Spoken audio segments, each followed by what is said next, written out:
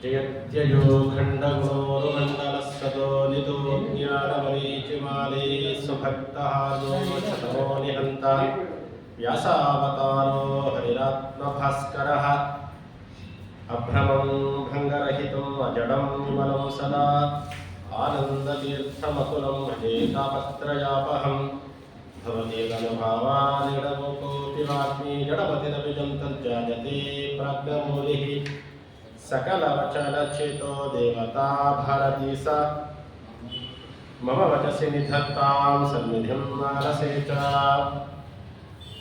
नमोऽस्तात्विका देवाः विष्णुभक्तिपरायणाः धर्ममार्गे प्रेरयन्तु भवन्तः सर्वैव हि चित्रैः पदैश्च गम्भीरैर्वाक्यैर्मानैर्खण्डितैः दुर्भावं निन्दयन्ति भातिश्रीजगतीर्थवाक् अर्थिकल्पितकल्पोऽयं प्रत्यर्थिगजकेसरी व्यासतीर्थगुरुर्भूयादस्मदिष्टार्थसिद्धये तपोविद्याविरक्त्यादिसद्गुणौघाकरानहं वादिराजगुरून् वन्दे हयग्रीवपदाश्रयान् पूज्याय राघवेन्द्राय सत्यधर्मरताय च भजतां कल्पवृक्षाय नमतां कामधेनवे आपादमौलिपर्यन्तं गुरूणामाकृतिं स्मरेत् तेन विद्याः प्रणश्यन्ति सिद्ध्यन्ति च मनोरथाः पृथ्वीमण्डलमध्यस्थाः पूर्णबोधमतानुगाः वैष्णवाः विष्णुहृदयाः तान् नमस्ये गुरून् मम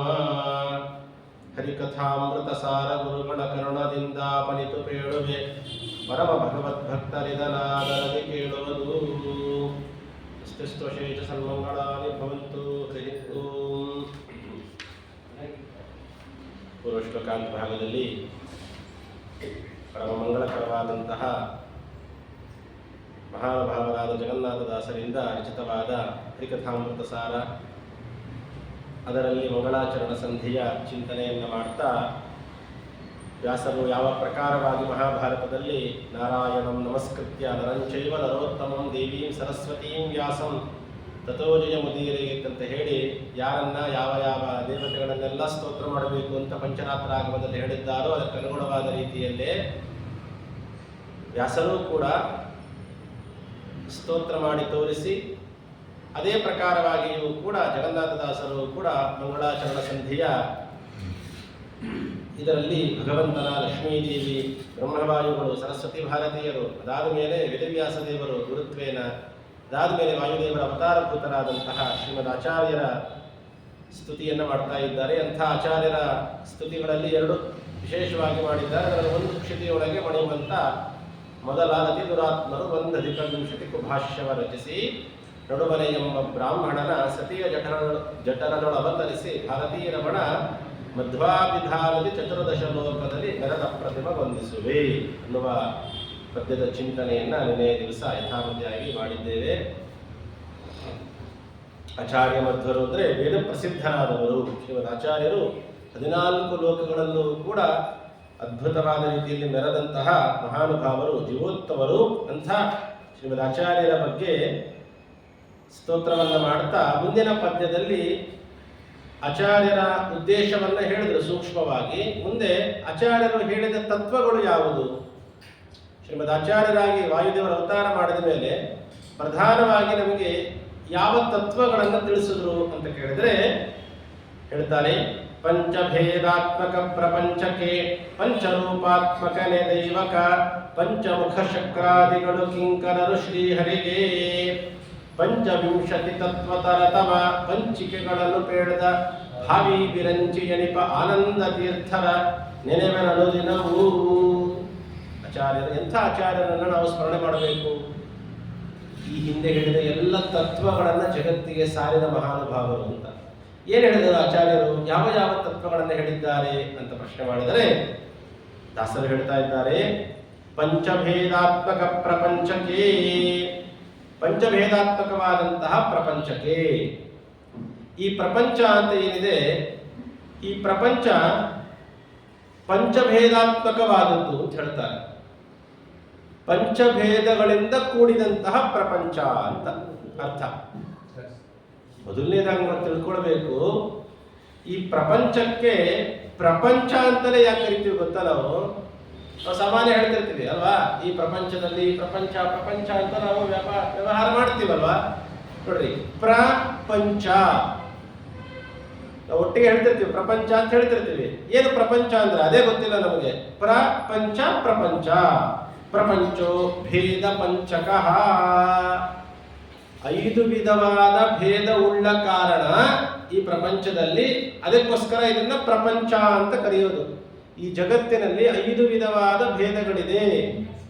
ಜಗತ್ತು ಅಂದ್ರೆ ಬ್ರಹ್ಮಾಂಡದಲ್ಲಿ ಅಂತ 5 ವಿಧವಾದ ಭೇದ ಉಳ್ಳದ್ದರಿಂದಲೇನೆ ಇದಕ್ಕೆ ನಾವು ಪ್ರಪಂಚ ಅಂತ ಕರೆಯೋದು.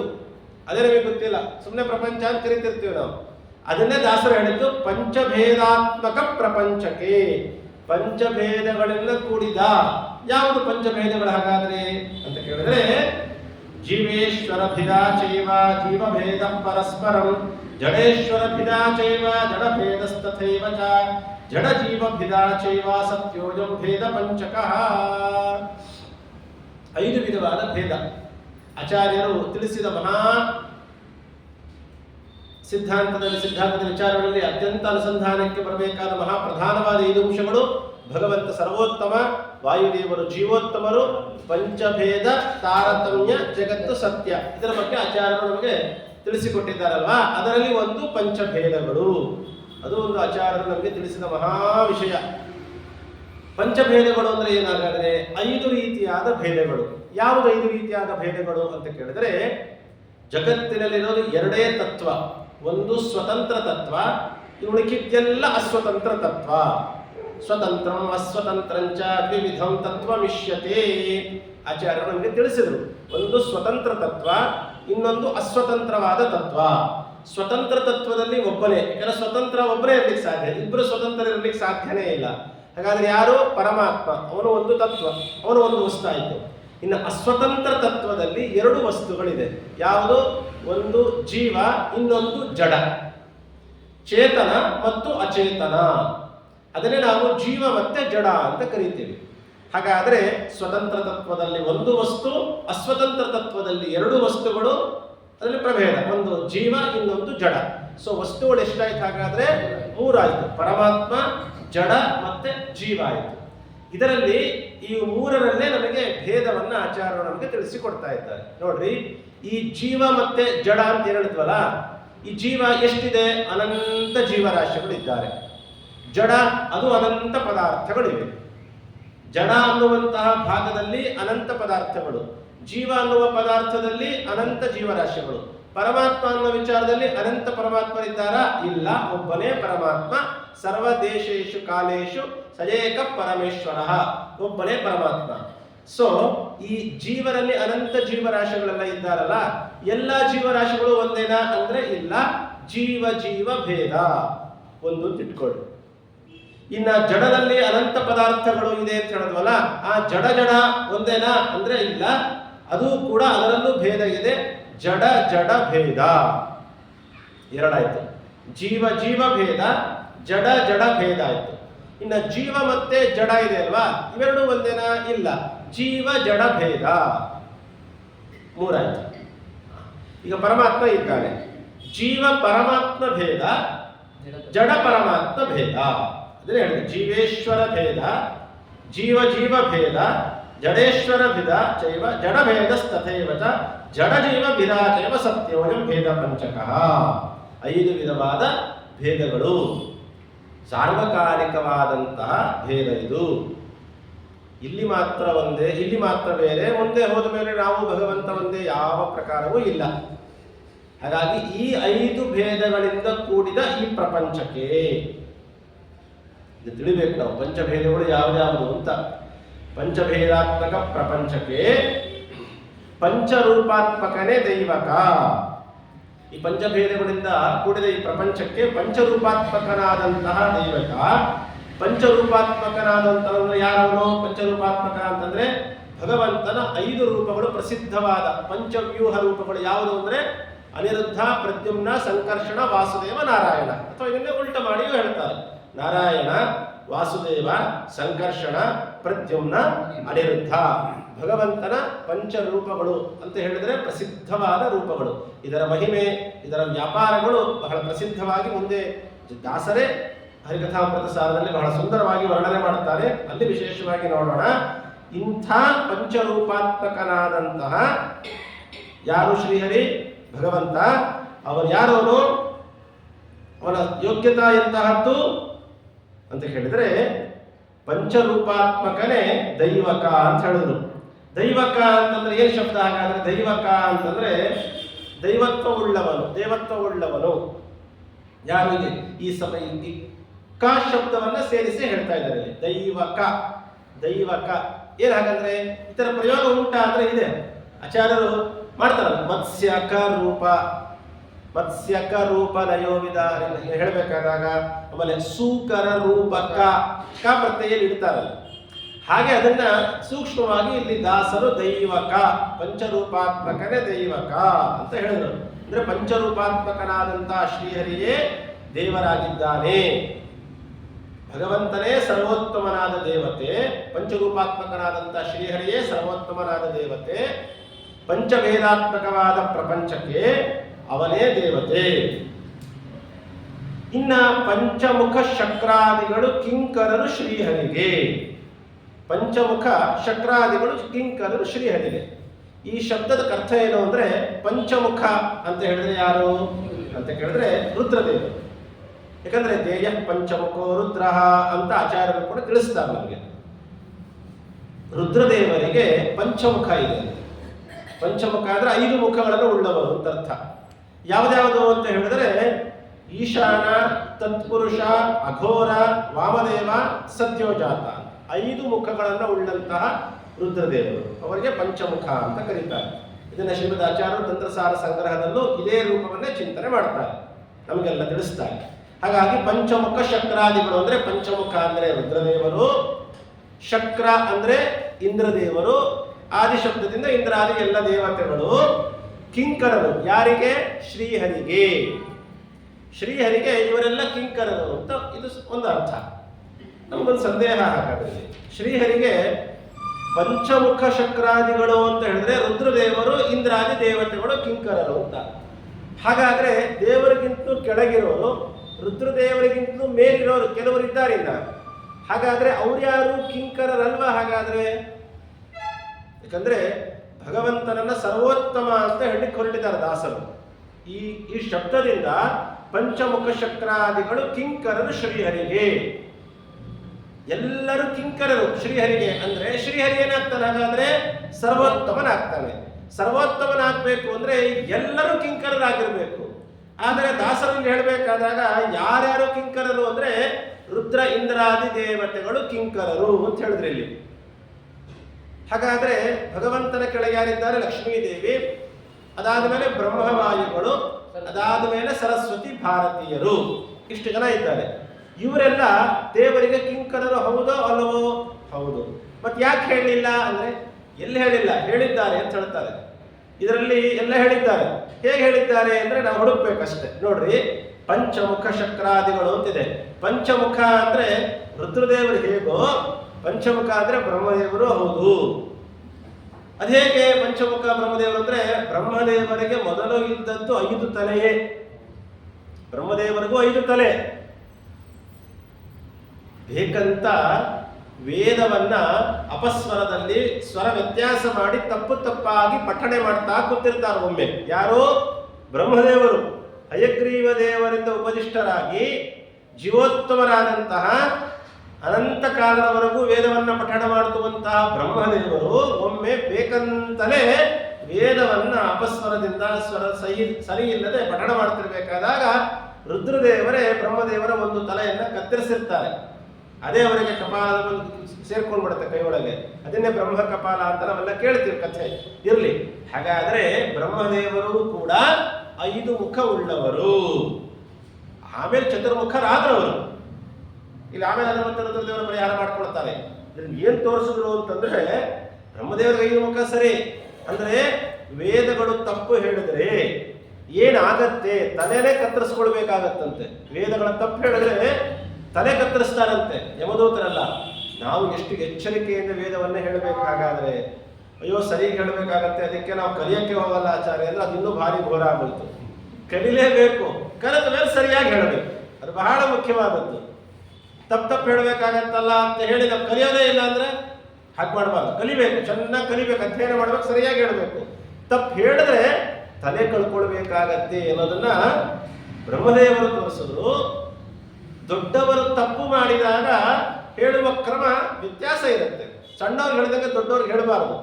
ಮೊದಲನೇದಾಗಿ ಹೇಳುವ ಯೋಗ್ಯತೆ ಚಿಕ್ಕವರಿಗೆ ಇರೋದೇ ಇಲ್ಲ.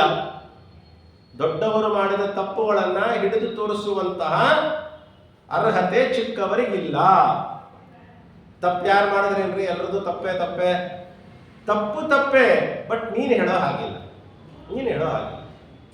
ದೊಡ್ಡ ದೊಡ್ಡ ಅಧಿಕಾರಿಗಳ ಸ್ಥಾನದಲ್ಲಿ ಕೂತವರು ಅವ್ರಿಗೆ ಹೇಳುವ ಕ್ರಮ ಬೇರೆ ಇರುತ್ತೆ. ಮಾಮೂಲಿ ರೋಡಲ್ಲಿ ಓಡಾಡ್ಕೊಂಡಿರೋ ತಪ್ಪು ಮಾಡಿದಾಗ ಹೊಡೆದು ಕರ್ಕೊಂಡು ಹೋಗೋದಕ್ಕೂ, ಮಂತ್ರಿಗಳ ಸ್ಥಾನದಲ್ಲಿ ಕೂತ್ಕೊಂಡಾಗಿರೋರನ್ನ ಅವ್ರನ್ನ ಕರ್ಕೊಂಡು ಹೋಗೋಕ್ಕೂ ವ್ಯತ್ಯಾಸ ಇದೆ ಅಲ್ವಾ? ಅವ್ರ ಟ್ರೀಟ್ಮೆಂಟ್ ಹೇಗಿರುತ್ತೆ? ಹಾಗೆ ದೊಡ್ಡವರು ತಪ್ಪು ಮಾಡಿದಾಗ ಹೇಳಲೇಬಾರದು. ಇಲ್ಲ, ನಾನು ಹೇಳ್ತೀನಿ ಅಂದರೆ ಅದಕ್ಕೊಂದು ವಿನಯಪೂರ್ವಕವಾಗಿ ಭಿನ್ನಹ ಮಾಡಿಕೊಂಡ ರೀತಿಯಲ್ಲಿ ಹೇಳಿರಬೇಕು. ಆದರೆ ರುದ್ರದೇವರು ಏನು ಮಾಡಿದ್ರು, ಹೋಗಿ ತಲೆನೇ ಕತ್ತರಿಸಿ ಹಾಕ್ಬಿಟ್ರು. ಅದಕ್ಕೆ ಅವ್ರಿಗೆ ಏನು ಮಾಡ್ತು, ಬ್ರಹ್ಮ ಹತ್ಯೆ ಬಂದು ಅಂಟ್ಕೊಳ್ತು. ಸೊ ದೊಡ್ಡವರು ಮಾಡಿದ ತಪ್ಪನ್ನ ಹೇಳುವ ರೀತಿಯಲ್ಲಿ ಹೇಳದೇ ಇದ್ರೆ ಏನಾಗತ್ತೆ ಅಂತ ರುದ್ರದೇವರು ತೋರಿಸ್ಕೊಟ್ರು. ತಪ್ಪು ಹೇಳಿದ್ರೆ ಏನಾಗತ್ತೆ ಅಂತ ಬ್ರಹ್ಮ ತೋರಿಸಿದ್ರೆ, ದೊಡ್ಡವರು ಮಾಡಿದ ತಪ್ಪನ್ನ ಹೇಳಿದರೆ ಅದು ಯಾವ ರೀತಿಯಲ್ಲಿ, ತಲೆನೇ ಕತ್ತರಿಸೋ ರೀತಿಯಲ್ಲಿ ಹೇಳಿದ್ರೆ ಹೇಳಿದವ್ರಿಗೆ ಏನಾಗತ್ತೆ, ಹಾಗಾದ್ರೆ ಅದು ಮಹಾ ತಪ್ಪು ಅಂತ ಕರೆಸ್ಕೊಳತ್ತೆ. ಅದಕ್ಕೇನಾಯ್ತು ಅವಸ್ಥೆ ಅಂತ ರುದ್ರದೇವರು ನೋಡಿ ಕಲಿಬೇಕು ನಾವು. ಇಲ್ಲಿ ಪ್ರಕೃತಿ ಏನು ಹೇಳಕ್ ಹೊರಟೆ ನಾನು ಅಂದ್ರೆ, ಪಂಚಮುಖ ಶಕ್ರಾದಿಗಳೊಳಗಡೆ ಪಂಚಮುಖ ಅಂದ್ರೆ ಬ್ರಹ್ಮದೇವರು ಹೇಳಿದ್ರು. ಇನ್ನೊಬ್ಬರಿದಾರ ಬ್ರಹ್ಮದೇವರು ಸಮಾನ ಕಕ್ಷೆಯಲ್ಲಿರೋರು ಯಾರು? ವಾಯುದೇವರು ಪ್ರಸಿದ್ಧರೇ. ಪಂಚಮುಖಿ ಪ್ರಾಣದೇವರು. ಪ್ರಾಣದೇವರದ ಒಂದು ರೂಪ ಇದೆ, ಪಂಚಮುಖಿ ರೂಪ. ಒಂದು ಹನುಮಂತ ದೇವರ ರೂಪ, ಗರುಡ ದೇವರ ರೂಪ, ಹಯಗ್ರೀವ ದೇವರ ರೂಪ, ಮತ್ತೆ ವರಾಹ ದೇವರ ರೂಪ, ಮತ್ತೆ ನರಸಿಂಹದೇವರ ರೂಪ. 5 ಮುಖಗಳನ್ನು ಉಳ್ಳಂತಹ ಪಂಚಮುಖಿ ಮುಖ್ಯ ಪ್ರಾಣದೇವರಿದ್ದಾರೆ. ನಾವು ಮಂತ್ರಾಲಯ ಕ್ಷೇತ್ರಕ್ಕೆ ಹೋದಾಗ ಅಲ್ಲೇ ಸಮೀಪದಲ್ಲೇ ಪಂಚಮುಖಿ ಕ್ಷೇತ್ರ ಅಂತಿದೆ. ಅಲ್ಲಿ ವಾಯುದೇವರಿಗೆ 5 ಮುಖವುಳ್ಳವರು ವಾಯುದೇವರು. ಸೊ ಪಂಚಮುಖ ಅಂದ್ರೆ ಬ್ರಹ್ಮದೇವರು, ಪಂಚಮುಖ ಅಂತಂದ್ರೆ ವಾಯುದೇವರು.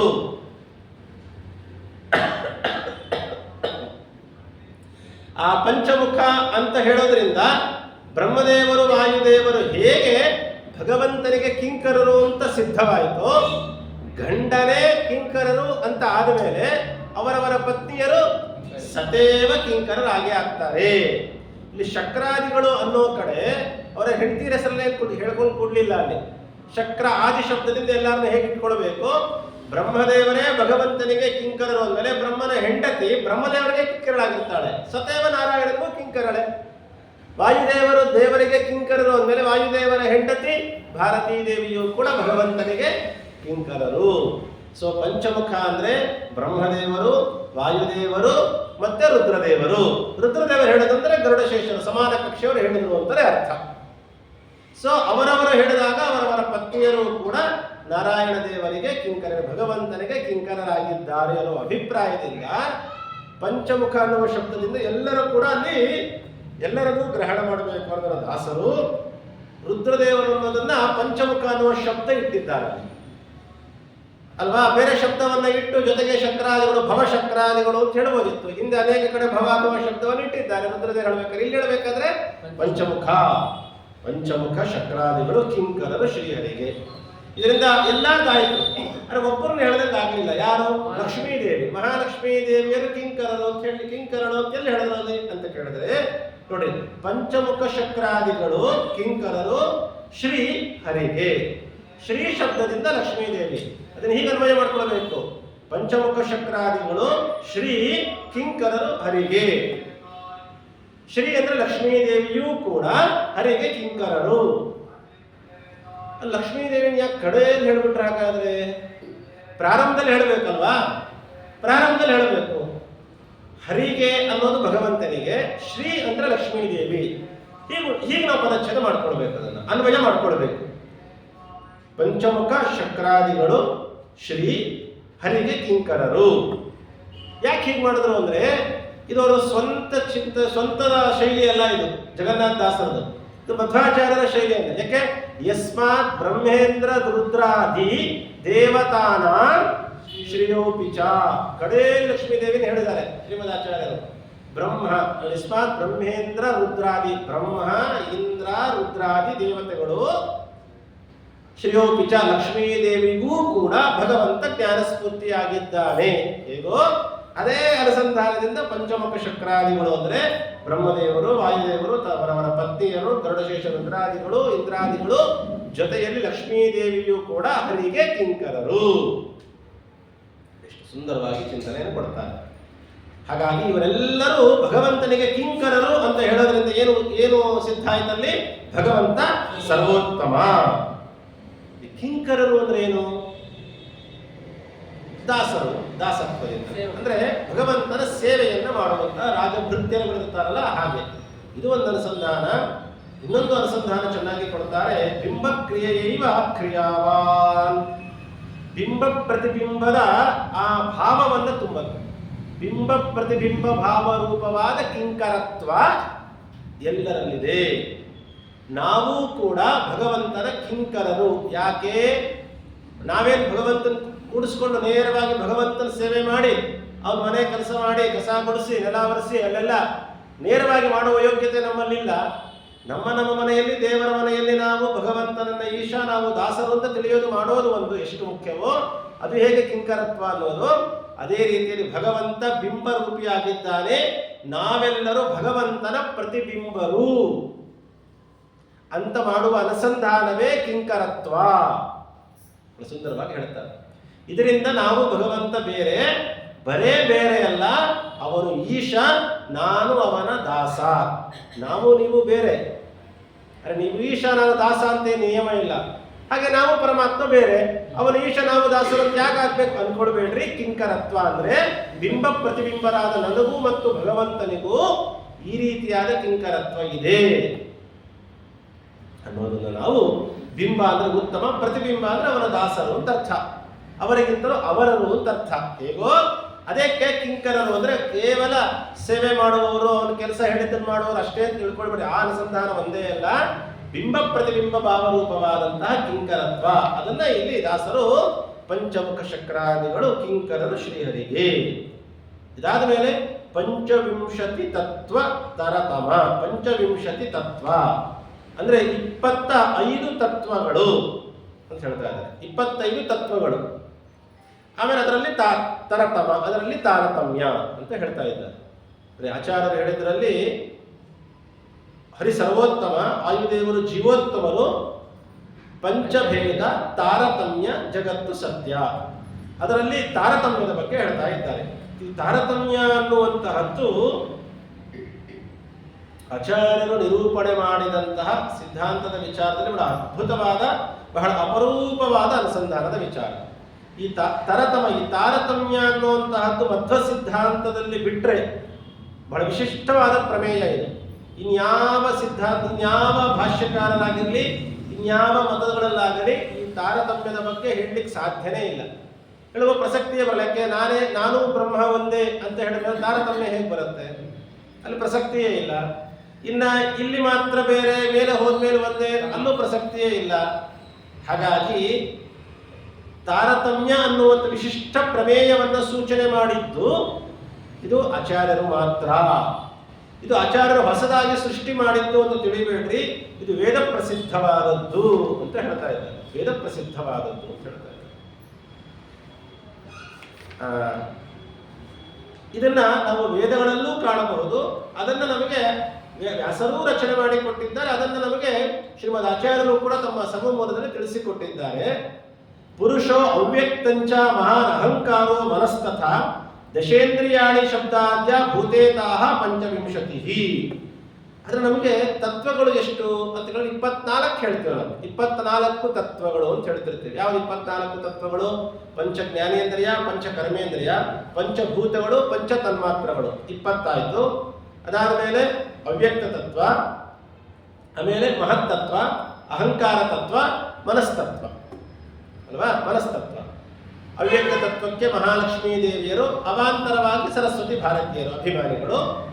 ಮಹತ್ತತ್ವಕ್ಕೆ ಬ್ರಹ್ಮದೇವರು, ಅಹಂಕಾರ ತತ್ವಕ್ಕೆ ಗರುಡಶೇಷ ರುದ್ರಾದಿಗಳು, ಮನಸ್ತತ್ವಕ್ಕೆ ಇಂದ್ರಕಾಮರು. ಇವು 4 ತತ್ವಗಳು. ಅದಾದ ಮೇಲೆ ಇನ್ನು 20 ಯಾವುದು? ಪಂಚ ಜ್ಞಾನೇಂದ್ರಿಯ, ಪಂಚ ಕರ್ಮೇಂದ್ರಿಯ, ಪಂಚಭೂತಗಳು, ಪಂಚ ತನ್ಮಾತ್ರಗಳು. 20 + 4 24 ತತ್ವ ಇದೆ. ಇಲ್ಲಿ ದಾಸರೇ ಹೇಳಬೇಕಾದಾಗ ಪಂಚವಿಂಶತಿ ತತ್ವ ತರತಮ, 25 ತತ್ವಗಳಲ್ಲಿ ತಾರತಮ್ಯ. ಹಂಗಾರೆ 25ನೇ ತತ್ವ ಯಾವುದು ಅಂತ ಹೇಳಿದ್ರೆ ಮಹಾಪುರುಷ ತತ್ವ, ವಿಷ್ಣು ತತ್ವ ಅಂತ ಹೇಳಬೇಕಲ್ಲ, ಭಗವಂತ ಅಂತ ಹೇಳ್ತಾ ಇದ್ದಾರೆ. ನೋಡ್ರಿ, ಪುರುಷೋ ಅವ್ಯಕ್ತಂಚ ಮಹಾನ್ ಅಹಂಕಾರೋ ಮನಸ್ತಥ. ನೋಡಿ, ಇಲ್ಲಿ ಹೇಳಬೇಕಾದಾಗ ಮನಸ್ಸು, ಅಹಂಕಾರ, ಮಹತ್ತತ್ವ, ಅವ್ಯಕ್ತ ತತ್ವ ಬಿಟ್ಟು ಪ್ರಾರಂಭ ಮಾಡಬೇಕಾದ್ರೆ ಆಚಾರ್ಯ ಹೇಳ್ತಾರೆ ಪುರುಷ. ಕೆಳಗಡೆ ದಶೇಂದ್ರಿಯಾಣಿ ಶಬ್ದಾದ್ಯಾಹ ಭೂತೇತಾಹ ಪಂಚವಿಂಶತಿ ಅನ್ನಬೇಕಾದ್ರೆ 20 ತತ್ವಗಳು ಹೇಳಿಬಿಟ್ರು. ಪುರುಷ ಅನ್ನುವ ಶಬ್ದದಿಂದ ವಿಷ್ಣು, ವಿಷ್ಣು ತತ್ವ. ಸೊ 24 ಪ್ಲಸ್ ವಿಷ್ಣು ತತ್ವ ಜೊತೆಯಲ್ಲಿ ಸೇರಿದ್ರೆ 25 ತತ್ವಗಳು. 25 ತತ್ವಗಳಲ್ಲೂ ಕೂಡ ಜೊತೆಲಿ ಉಳಿದಿರುವ ಎಲ್ಲರಲ್ಲೂ ಕೂಡ ತಾರತಮ್ಯ ಉಂಟು ಅನ್ನೋದನ್ನ ದಾಸರಿ ಈ ಶಬ್ದದಿಂದ ನಮಗೆ ಸಂಗ್ರಹ ಮಾಡಿ ತೋರಿಸ್ತಾ ಇದ್ದಾರೆ. 25 ತತ್ವಗಳು ಜೊತೆಯಲ್ಲಿ ಭಗವಂತ, ಅವನು ಭಗವಂತ ಸರ್ವೋತ್ತಮನಾಗಿದ್ದಾನೆ. 25 ತತ್ವಗಳೇನಿದೆ ಇದರಲ್ಲಿ ಹೇಗೆ ತಾರತಮ್ಯ ಇದೆಯೋ ಜೀವರಾಶಿಗಳಲ್ಲೂ ತಾರತಮ್ಯ ಉಂಟು. ದೈತ್ಯರು, ಜೀವರಾಶಿ ಎಲ್ಲ ಸೇರಿಕೊಂಡ್ರು ಅದರಲ್ಲಿ, ದೈತ್ಯರಲ್ಲೂ ತಾರತಮ್ಯ ಉಂಟು. ಪ್ರತಿಯೊಬ್ಬರಲ್ಲೂ ತಾರತಮ್ಯ ಅನ್ನುವಂಥದ್ದು ಇದ್ದೇ ಇದೆ. ಬಹುಶಃ ಹಿಂದಿನ ಉಪನ್ಯಾಸದಲ್ಲಿ ಹೇಳಿದ್ದೆ, ನಾವು ಬಾಯಲ್ಲಿ ಮಾತ್ರ ಹೇಳ್ತೀವಿ ಏನಂತ, ನಾವೆಲ್ಲ ಒಂದೇ, ನಮ್ಮಲ್ಲಿ ಯಾವುದೇ ರೀತಿ ಭೇದ ಭಾವ ಅವೆಲ್ಲ ಯಾವುದೂ ಇಲ್ಲ ಅಂತ. ಆದರೆ ಎಲ್ಲರಲ್ಲೂ ಇದೆ, ಎಲ್ಲದರಲ್ಲಿಯೂ ಇದೆ. ಒಂದು ಪರಮಾಣು ತಗೊಂಡು ಅದರ ಪಕ್ಕ ಇನ್ನೊಂದು ಪರಮಾಣು ತಗೊಂಡ್ರು, ಇವತ್ತಿಗೂ ವೈಜ್ಞಾನಿಕವಾಗಿ ಪ್ರೂವ್ ಆಗಿದೆ. ಆ ನ್ಯೂಟ್ರಾನ್ ಅಂದ್ರೆ ನಾವೇನು ಕರಿತೀವಲ್ಲ, ಒಂದೊಂದು ಪರಮಾಣುವಿನ ಒಳಗಿರುವಂತಹದ್ದು ಒಂದಕ್ಕೊಂದು ಸಮ ಇಲ್ಲ. ಇದರ ಅರ್ಥ ಒಂದೇ ಅಲ್ಲ, ಅದೇ ಬೇರೆ ಇದೇ ಬೇರೆ. ಪರಮಾಣುವಿನ ಒಳಗಿರುವಂತಹದ್ದು ಆ ನ್ಯೂಟ್ರಾನ್, ಅದು ಕೂಡ ಬೇರೆ ಬೇರೆಯೇ ಆಗಿದೆ. ಜಗತ್ತಿನಲ್ಲಿ ಒಂದೇ ತರಹದ್ದು ಒಂದೇ, ಎಂದೆಂದೆಂದೆಂದೆಂದಿಗೂ ಕೂಡ ನಾನು ನೀವಾಗ್ಲಿಕ್ಕಾಗಲ್ಲ, ನೀವು ನಾನಾಗ್ಲಿಕ್ಕಾಗಲ್ಲ. ನೀವೇ ಬೇರೆ, ನಾನೇ ಬೇರೆ, ನಿಮ್ಮ ತನವೇ ಬೇರೆ, ನಮ್ಮ ತನವೇ ಬೇರೆ. ಜೀವರಲ್ಲೂ ಭೇದ, ಜೀವ ಜಡಗಳಲ್ಲೂ ಭೇದ, ಜಡಗಳಲ್ಲೂ ಭೇದ. ಎಂದೆಂದಿಗೂ ಒಂದಾಗ್ಲಿಕ್ಕೆ ಸಾಧ್ಯನೇ ಇಲ್ಲ. ಭೇದ ಎಷ್ಟು ಸತ್ಯವೋ ಅಷ್ಟೇ ಸತ್ಯವಾದದ್ದು ತಾರತಮ್ಯ ಸ್ಪಷ್ಟಪಡಿಸ್ತಾರೆ. ತರತಮ ಪಂಚಿಕೆಗಳನ್ನು ಅಂತ ಹೇಳಿದ್ರು. ಪಂಚಿಕೆಗಳನ್ನು ಪೇಳ್ದ. ಪಂಚಿಕೆಗಳನ್ನು ಅಂದ್ರೆ ಮೋಕ್ಷದ ಉಪಾಯಗಳನ್ನ ಪೇಳ್ದ ಅಂತ ಅರ್ಥ. ಪಂಚಿಕೆಗಳನ್ನು ಪೇಳ್ದ ಅಂತಂದ್ರೆ ಮೋಕ್ಷಕ್ಕೆ ಹೋಗಬೇಕಾದ ಉಪಾಯಗಳು. ಯಾವುದು ಮೋಕ್ಷಕ್ಕೆ ಹೋಗಬೇಕಾದ ಉಪಾಯಗಳು ಅಂದ್ರೆ ಭಗವಂತನ ಸರ್ವೋತ್ತಮತ್ವ, ವಾಯುದೇವರ ಜೀವೋತ್ತಮತ್ವ, ಮತ್ತೆ ಪಂಚಭೇದಾತ್ಮಕವಾದ ಪ್ರಪಂಚಕ್ಕೆ, ಎಲ್ಲ ಚೇತನಾಚೇತನ ಪ್ರಪಂಚಕ್ಕೆ ಭಗವಂತನೇ ಪ್ರೇರಕನಾಗಿದ್ದಾನೆ. ಪಂಚವಿಂಶತಿ ತತ್ವಗಳಲ್ಲಿ ಮತ್ತೆ ಎಲ್ಲದರಲ್ಲೂ ಕೂಡ ತಾರತಮ್ಯ ಉಂಟು. ಅಂದ್ರೆ ಪಂಚಭೇದ, ತಾರತಮ್ಯ, ಜಗತ್ತಿನ ಸತ್ಯತ್ವ ಇವೆಲ್ಲವೂ ಕೂಡ ಮೋಕ್ಷಕ್ಕೆ ಕರೆದೊಯ್ಯುವಂತಹ ಉಪಾಯಗಳನ್ನು ಪೇಳದ. ಯಾರು? ಭಾವಿ ವಿರಂಚಿ ಎನಿಪ. ಭಾವಿ ವಿರಂಚಿ ಅಂದ್ರೆ, ವಿರಂಚಿ ಅಂದ್ರೆ ನಿನ್ನೆ ಹೇಳಿದೆ ಬ್ರಹ್ಮದೇವರು ಅಂತ ಅರ್ಥ. ಭಾವಿ ಅಂದ್ರೆ ಮುಂದೆ ಆಗುವವರು ಅಂತ ಅರ್ಥ. ಇವತ್ತಿನ ವಾಯುದೇವರ ಪಟ್ಟದಲ್ಲಿ ಯಾರಿರ್ತಾರೋ ಅವರೇ ಮುಂದಿನ ಬ್ರಹ್ಮದೇವರ ಪಟ್ಟದಲ್ಲಿ ಕೂಡ್ತಾರೆ. ಅದಕ್ಕೆ ಭಾವಿ ಬ್ರಹ್ಮ ಅಥವಾ ಭಾವಿ ವಿರಿಂಚಿ ಅಂತ ಕರೀತಾರೆ. ಇದನ್ನ ಆಚಾರ್ಯರು ಮಾತ್ರ ಹೇಳಿದ್ದಲ್ಲ, ಇದು ಕೂಡ ವಾಲ್ಮೀಕಿ ರಾಮಾಯಣದಲ್ಲೂ ಕೂಡ ಬ್ರಹ್ಮ ಭವಿಷ್ಯತ್ಯಪಿತೆ ಪ್ರಸಾದಾತ್ ಅನ್ನೋ ಕಡೆ ಹೇಳಬೇಕಾದಾಗ ಈ ಹನುಮಂತಂದ್ರೆ ಯಾರು ಅಂದ್ಕೊಂಡಿದ್ದೀರಾ? ಮುಂದಿನ ಭಾವಿ ಬ್ರಹ್ಮರೇ ಇವರು ಅಂತ ವಾಲ್ಮೀಕಿಗಳು ಹನುಮಂತನ ಬಗ್ಗೆ ಹೇಳಬೇಕಾದ್ರೆ ಈ ಮಾತನ್ನ ಹೇಳ್ತಾರೆ. ಹಾಗಾಗಿ ವೇದೋಪನಿಷತ್ತುಗಳಲ್ಲಿ ಪ್ರಸಿದ್ಧವಾದಂತಹದ್ದನ್ನ ಆಚಾರ್ಯರು ಹೇಳಿದ್ದೇ ಹೊರತು ತಮ್ಮ ಅಭಿಪ್ರಾಯ ಮಾತ್ರ ಅಲ್ಲ. ವಾಯುದೇವರೇ ಮುಂದಿನ ಭಾವಿ ಬ್ರಹ್ಮರು, ಮುಂದಿನ ಬ್ರಹ್ಮದೇವರು. ಅದನ್ನೇ ದಾಸರಲ್ಲಿ ಹೇಳಬೇಕಾದಾಗ ಭಾವಿ ವಿರಿಂಚಿ ಎನಿಪ, ಮುಂದಿನ ಬ್ರಹ್ಮನೆನಿಪಂತಹ ಎನಿಸುವಂತಹ ಆನಂದ ತೀರ್ಥರ. ಆನಂದ ತೀರ್ಥರು ಅಂದ್ರೆ ನಿನ್ನೆ ಹೇಳಿದೆ, ಆನಂದಕರವಾದಂತಹ ಶಾಸ್ತ್ರಗಳನ್ನು ಕೊಡುವಂತಹವರು ಆನಂದ ತೀರ್ಥರು. ಅಂಥ ಆನಂದ ತೀರ್ಥರ ನೆನೆವೆನು ಅನುದಿನವು ಅಂಥ ಶ್ರೀಮದಾಚಾರ್ಯರ ಸ್ಮರಣೆಯನ್ನ ಕೇವಲ 1 ಬಾರಿ 2 ಬಾರಿ ವರ್ಷಕ್ಕೊಂದ್ಸತಿ ಹೀಗೆಲ್ಲ ಅಲ್ಲ ಹೊರತು ಪ್ರತಿನಿತ್ಯ ಪ್ರತಿಕ್ಷಣದಲ್ಲೂ ಭಗವಂತನ ಸ್ಮರಣೆ ಹೇಗೆ ನಾವು ಮಾಡ್ತಾ ಇರ್ತೀವೋ ಅದೇ ರೀತಿಯಾಗಿ ವಾಯುದೇವರ ಸ್ಮರಣೆಯೂ ಕೂಡ ಕ್ಷಣ ಕ್ಷಣಕ್ಕೂ ನಾವು ಮಾಡಲೇಬೇಕೆ ಗುರುಗಳ ಅನುಗ್ರಹ, ಗುರುಗಳ ಸ್ಮರಣೆಯೇ ಭಗವಂತನ ನಿಜವಾದ ಭಕ್ತಿ, ಭಗವಂತನ ಅನುಗ್ರಹವನ್ನ ಪಡ್ಕೊಳ್ಳಿಕ್ಕೆ ಅದೇ ಮೂಲಭೂತವಾದ ಕಾರಣ. ಹಾಗಾಗಿ ಮೂಲ ಗುರುಗಳಾದಂತಹ ಶ್ರೀಮದ್ ಆಚಾರ್ಯರ ಸ್ಮರಣೆಯೊಟ್ಟಿಗೆ ಭಗವಂತನ ಸ್ಮರಣೆ ಯಾವಾಗ ಆಗುತ್ತೋ ಅವಾಗ ಆ ಭಗವಂತನ ಸ್ಮರಣೆ ಯಥಾರ್ಥವಾದ ರೀತಿಯಲ್ಲಿ ಆಗಬೇಕು ಅಂದ್ರೆ ಹಿಂದೆ ಶ್ರೀಮದ್ ಆಚಾರ್ಯರ ಸ್ಮರಣೆ ಆಗಿರಬೇಕು. ಅವರು ಕೊಡುವ ಜ್ಞಾನದಿಂದಲೇನೆ ಭಗವಂತನ ಸ್ಮರಣೆ, ಭಗವಂತನ ಉಪಾಸನೆ ಅವರು ತಿಳಿಸಿಕೊಟ್ಟ ರೀತಿಯಲ್ಲಿ. ಹಾಗಾಗಿ ಅಂಥ ವಾಯುದೇವರ ಅವತಾರಭೂತರಾದಂತಹ ಶ್ರೀಮದ್ ಆಚಾರ್ಯರ ಯಾಕೆ ನಾವು ವಾಯುದೇವರನ್ನ ಅರ್ಥಾತ್ ಶ್ರೀಮದ್ ಆಚಾರ್ಯರನ್ನ ಸ್ಮರಣೆ ಮಾಡ್ಕೊಳ್ಬೇಕು ಅಂದ್ರೆ ಅವರು ಪಂಚಿಕೆಗಳನ್ನು ಬೇಡದವರು, ಮೋಕ್ಷಕ್ಕೆ ಹೇಗೆ ಹೋಗ್ಬೇಕು ಅಂತ ಹೇಳ್ತಾರಲ್ಲ, ಅದಕ್ಕೋಸ್ಕರ ಅವರನ್ನ ಗಟ್ಟಿಯಾಗಿ ನಾವು ಇಟ್ಕೊಳ್ಬೇಕು. ಯಾಕೆ ನಾವು ವಾಯುದೇವರ ಶ್ರೀಮದ್ ಆಚಾರ್ಯ ಸ್ಮರಣೆ ಯಾಕೆ ಮಾಡಬೇಕು? ಭಗವಂತನ ಹತ್ತಿರ ಕರ್ಕೊಂಡು ಹೋಗಿ ನಿಲ್ಲಿಸಿ ನಮಗೆ ಮೋಕ್ಷವನ್ನ ಕೊಡಿಸುವಂತಹವರು ಯಾರು? ಶ್ರೀಮದ್ ಆಚಾರ್ಯರು. ಯಾವುದರ ಮುಖಾಂತರ? ಭಗವಂತನ ಗುಣ ಉಪಾಸನೆಯ ಮುಖಾಂತರ. ಪಂಚಭೇದ, ತಾರತಮ್ಯ, ಜಗತ್ಸತ್ಯ, ಭಗವಂತನ ಸರ್ವೋತ್ತಮತ್ವ, ಅವನ ನಿರ್ದೋಷತ್ವ, ಅವನ ಗುಣಪರಿಪೂರ್ಣತ್ವ, ಇದೇ ಮೊದಲಾದ ಗುಣಗಳನ್ನು ತಿಳಿಸುವ ಮುಖಾಂತರ, ಈ ಉಪಾಯಗಳನ್ನು ತಿಳಿಸುವ ಮುಖಾಂತರ ನಮ್ಮನ್ನು ಅನುಗ್ರಹಿಸುವಂತಹ ಗುರುಗಳು ತ್ರೈಲೋಕ್ಯಾಚಾರ್ಯರು, ಭಾವಿ ಬ್ರಹ್ಮರು, ಆನಂದ ತೀರ್ಥರು ಅಂತ ಆನಂದ ತೀರ್ಥರ ಸ್ಮರಣೆಯನ್ನ ಪ್ರತಿನಿತ್ಯವೂ ನಾವು ಮಾಡ್ತೀವಿ. ಈ ರೀತಿಯಾಗಿ ಇದರ ಚಿಂತನೆ ನಾವು ಮಾಡಬೇಕು. ಅದಾದ ಮೇಲೆ ಅವತಾರ ರೂಪದಿಂದ, ಮೂಲ ರೂಪದಿಂದ ವಾಯುದೇವರ ಸ್ತೋತ್ರ ಆಯಿತು, ಭಗವಂತನ ಸ್ತೋತ್ರ ಆಯಿತು. ಎಲ್ಲ ಮುಗಿದ ಮೇಲೆ ಆ ಶ್ಲೋಕದಲ್ಲಿ ಇನ್ನೊಬ್ಬರಿದ್ದಾರೆ, ನಾರಾಯಣಂ ನಮಸ್ಕೃತ್ಯ ನರಂಚೈವ ನರೋತ್ತಮಂ. ನಾರಾಯಣ ಆಯಿತು, ನರೋತ್ತಮ ಆಯಿತು. ನರೋತ್ತಮ ಅಂದ್ರೆ ವಾಯುದೇವರು, ಮೂಲ ರೂಪನೂ ಆಯಿತು, ಅವತಾರ ರೂಪನೂ ಆಯಿತು. ದೇವಿ ಲಕ್ಷ್ಮೀದೇವಿ, ಸರಸ್ವತಿ ಭಾರತಿ ಅಂದ್ರೆ ಸರಸ್ವತಿ ಅಂದ್ರೆ ಸರಸ್ವತಿ ಭಾರತಿ ಎರಡೂ ಆಯಿತು. ವ್ಯಾಸಂ ಅದು ಮುಗೀತು. ಇನ್ಯಾರು ಒಬ್ಬರೇ ಒಬ್ಬರು ಅಷ್ಟೊಂದು ತಿಳ್ಕೊಂಡಿರೋ ಯಾರು? ನರ. ನರ ಅಂದ್ರೆ ಶೇಷದೇವರು ಅಂತ ಅರ್ಥ. ಶೇಷದೇವರ ಸ್ಮರಣೆ ಅಂತಂದ್ರೆ ಅವರೇ ಹಿಂದಿನ ಕಲ್ಪದಲ್ಲಿ ರುದ್ರದೇವರು. ಹಾಗಾಗಿ ರುದ್ರದೇವರ ಸ್ತೋತ್ರವನ್ನ ಮಾಡುವ ಮುಖಾಂತರ ಜೊತೆಯಲ್ಲಿ ಶೇಷದೇವರನ್ನ ಚಿಂತನೆ. ಹಾಗಾಗಿ ಅಂಥವರ ಸ್ತೋತ್ರ ಒಂದು ಬಾಕಿ ಇದೆ, ಅದನ್ನ ಜಗನ್ನಾಥದಾಸರು ಮುಂದಿನ ಪದ್ಯದಲ್ಲಿ ತಿಳಿಸ್ತಾ ಇದ್ದಾರೆ. ರುದ್ರದೇವರನ್ನ ಯಾವ ರೀತಿಯಾಗಿ ಚಿಂತನೆ ಮಾಡಬೇಕು ಅಂತ. ವಾಮದೇವ ವಿರಿಂಚಿತನಯ ಉಮಾ ಮನೋಹರ ಉಗ್ರ ಧೂರ್ಜಟಿ ಸಾಮಜಾಜಿನ ವಸನ ಭೂಷಣ ಸುಮನಸೋತ್ತಂಸ ಕಾಮಹರ ಕೈಲಾಸ ಮಂದಿರ ಸೋಮ ಸೂರ್ಯ ಅನಲ ವಿಲೋಚನ ಕಾಮಿತ ಪ್ರದ ಕರುಣೆ ಸಮಗೆ ಸದಾ ಸುಮಂಗಲವ. ರುದ್ರದೇವರನ್ನ ಸ್ತೋತ್ರ ಮಾಡಿದ್ದಾರೆ.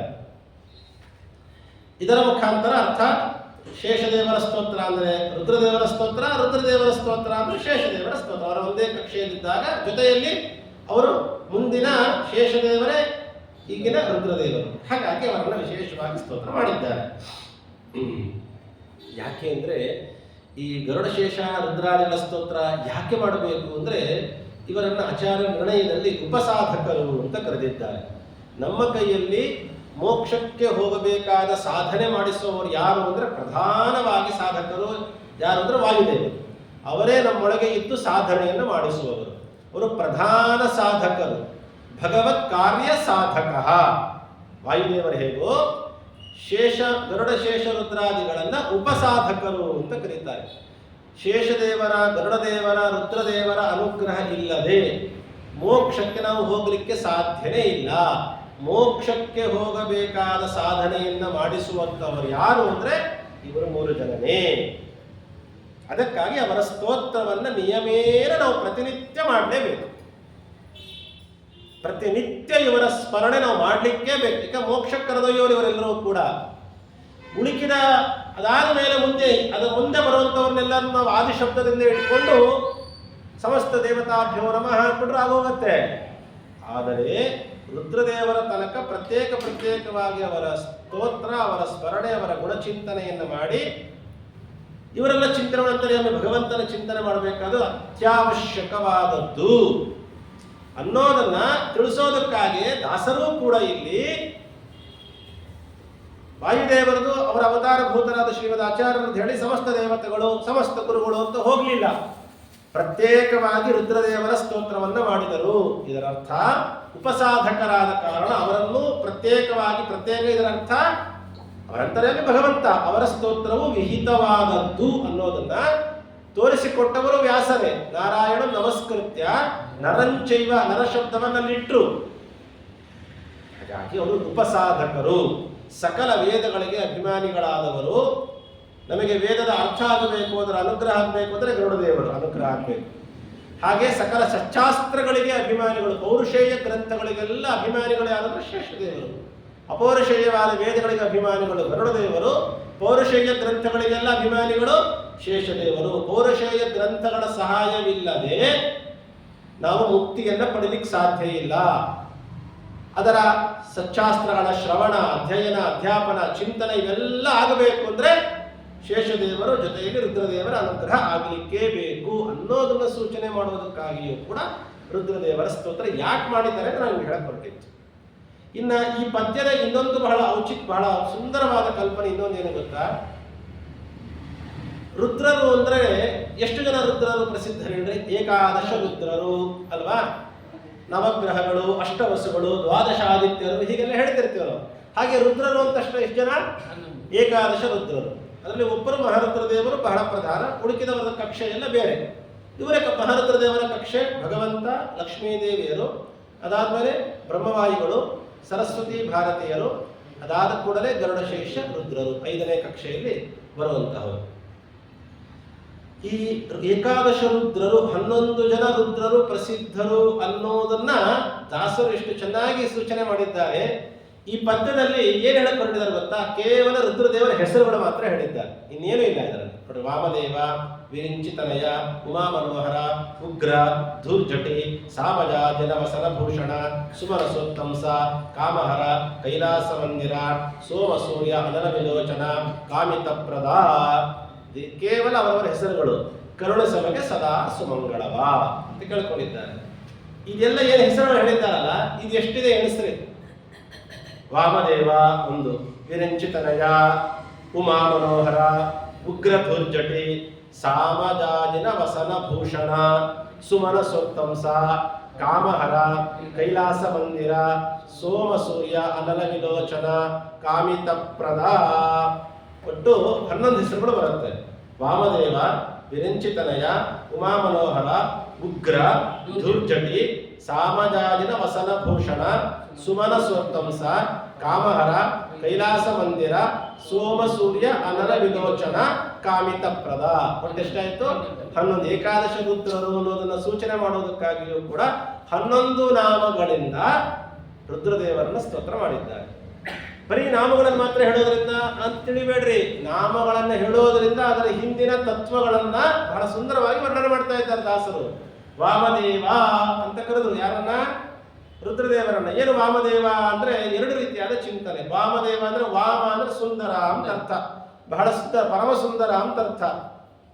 ಪರಮ ಸುಂದರನಾದ ಮೂರ್ತಿ ಉಳ್ಳವರು ವಾಮದೇವರು. ಪರಮ ಸುಂದರನಾದಂತಹ ದೇವ, ಅದಕ್ಕೆ ಅವರಿಗೆ ವಾಮದೇವ. ನಾವು ಅನ್ಕೊಂಡ್ಬಿಡ್ತೀವಿ ವಾಮದೇವ ಅಂದ ತಕ್ಷಣನೇ ವಿಶೇಷವಾಗಿ ವಾಮ ಅಂದ್ರೆ ಕೆಟ್ಟದ್ದು, ಎಡ. ವಾಮದೇವ ಅಂದ್ರೆ ಎಡ, ವಾಮಾಚಾರ ಅಂಥದ್ದಕ್ಕೋಸ್ಕರ, ಹಾಗೆ ಮಾತ್ರ ಅನ್ನೋದಕ್ಕೋಸ್ಕರ ವಾಮದೇವ ಅಂತ ಅನ್ಕೊಳಕ್ ಹೋಗ್ಬೇಡ್ರಿ. ಯಾಕಂದ್ರೆ ವಾಸ ಮಾಡೋದು ಸ್ಮಶಾನದಲ್ಲಿ, ಹಾಕ್ಕೊಳ್ಳೋದು ರುಂಡು ಮಾಲೆ, ಕಪಾಲೆ ಹಡ್ಕೊಂಡಿರ್ತಾನೆ, ಮೈಗೆಲ್ಲ ಬೂದಿ ಹಚ್ಕೊಂಡಿರ್ತಾನೆ. ದುಷ್ಟರಿಗೆ ಮೋಹವನ್ನ ಉಂಟು ಮಾಡುವ ಸಲುವಾಗಿ ಆ ರೀತಿಯಾಗಿ ಭಗವದ್ ಆಜ್ಞಾನುಸಾರವಾಗಿ ಇದ್ದಾರೆ. ಅಯೋಗ್ಯರಿಗೆ, ಅನಧಿಕಾರಿಗಳಿಗೆ, ತಮೋಯೋಗ್ಯರುಗಳಿಗೆ ವಾಮ ಮಾರ್ಗ ಅವನ್ನ ಆ ರೂಪದ ಮುಖಾಂತರ ಚಿಂತನೆ ತೋರಿಸ್ತಾರೆ. ಆದ ಕಾರಣ ಅವರಿಗೆ ವಾಮದೇವ. ಹಾಗೂ ವಾಮದೇವರು ಅಷ್ಟೇ ಅಲ್ಲ, ನಮ್ಮೆಲ್ಲರಿಗೂ ಭಗವಂತನ ವಿಶೇಷವಾದ ಚಿಂತನೆಯನ್ನ ತಂದು ಕೊಡ್ತಾಳೆ ಅನ್ನುವ ಕಾರಣಕ್ಕೋಸ್ಕರ ವಾಮ ಅಂದ್ರೆ ಪರಮ ಸುಂದರವಾದಂತ ಮೂರ್ತಿ ಉಳ್ಳವರು. ಯಾಕೆ ಅಂತ ಕೇಳಿದ್ರೆ, ರುದ್ರದೇವರು ಒಟ್ಟು 28 ಲಕ್ಷಣಗಳಿಂದ ಕೂಡಿದ ದೇವತೆ. ವಾಯುದೇವರಿಗೆ ಎಷ್ಟು ಲಕ್ಷಣ? 32. 32 ಲಕ್ಷಣೋಪೇತಾನಾಂ. ಲಕ್ಷಣಗಳನ್ನು ಹೇಳಬೇಕಾದಾಗ, ದೇಹದ ಲಕ್ಷಣ ಹೇಳಬೇಕಾದಾಗ ವಾಯುದೇವರ ಪರಶುಕ್ಲತ್ರಯರನ್ನ ಬಿಟ್ಟರೆ ಇನ್ನು ಅಷ್ಟು ಸುಂದರವಾಗಿ, ಅಷ್ಟು ದೇಹದ ಸಲಕ್ಷಣೋಪೇತವಾಗಿರೋರು ಯಾರು ಅಂದ್ರೆ ರುದ್ರದೇವರೇ.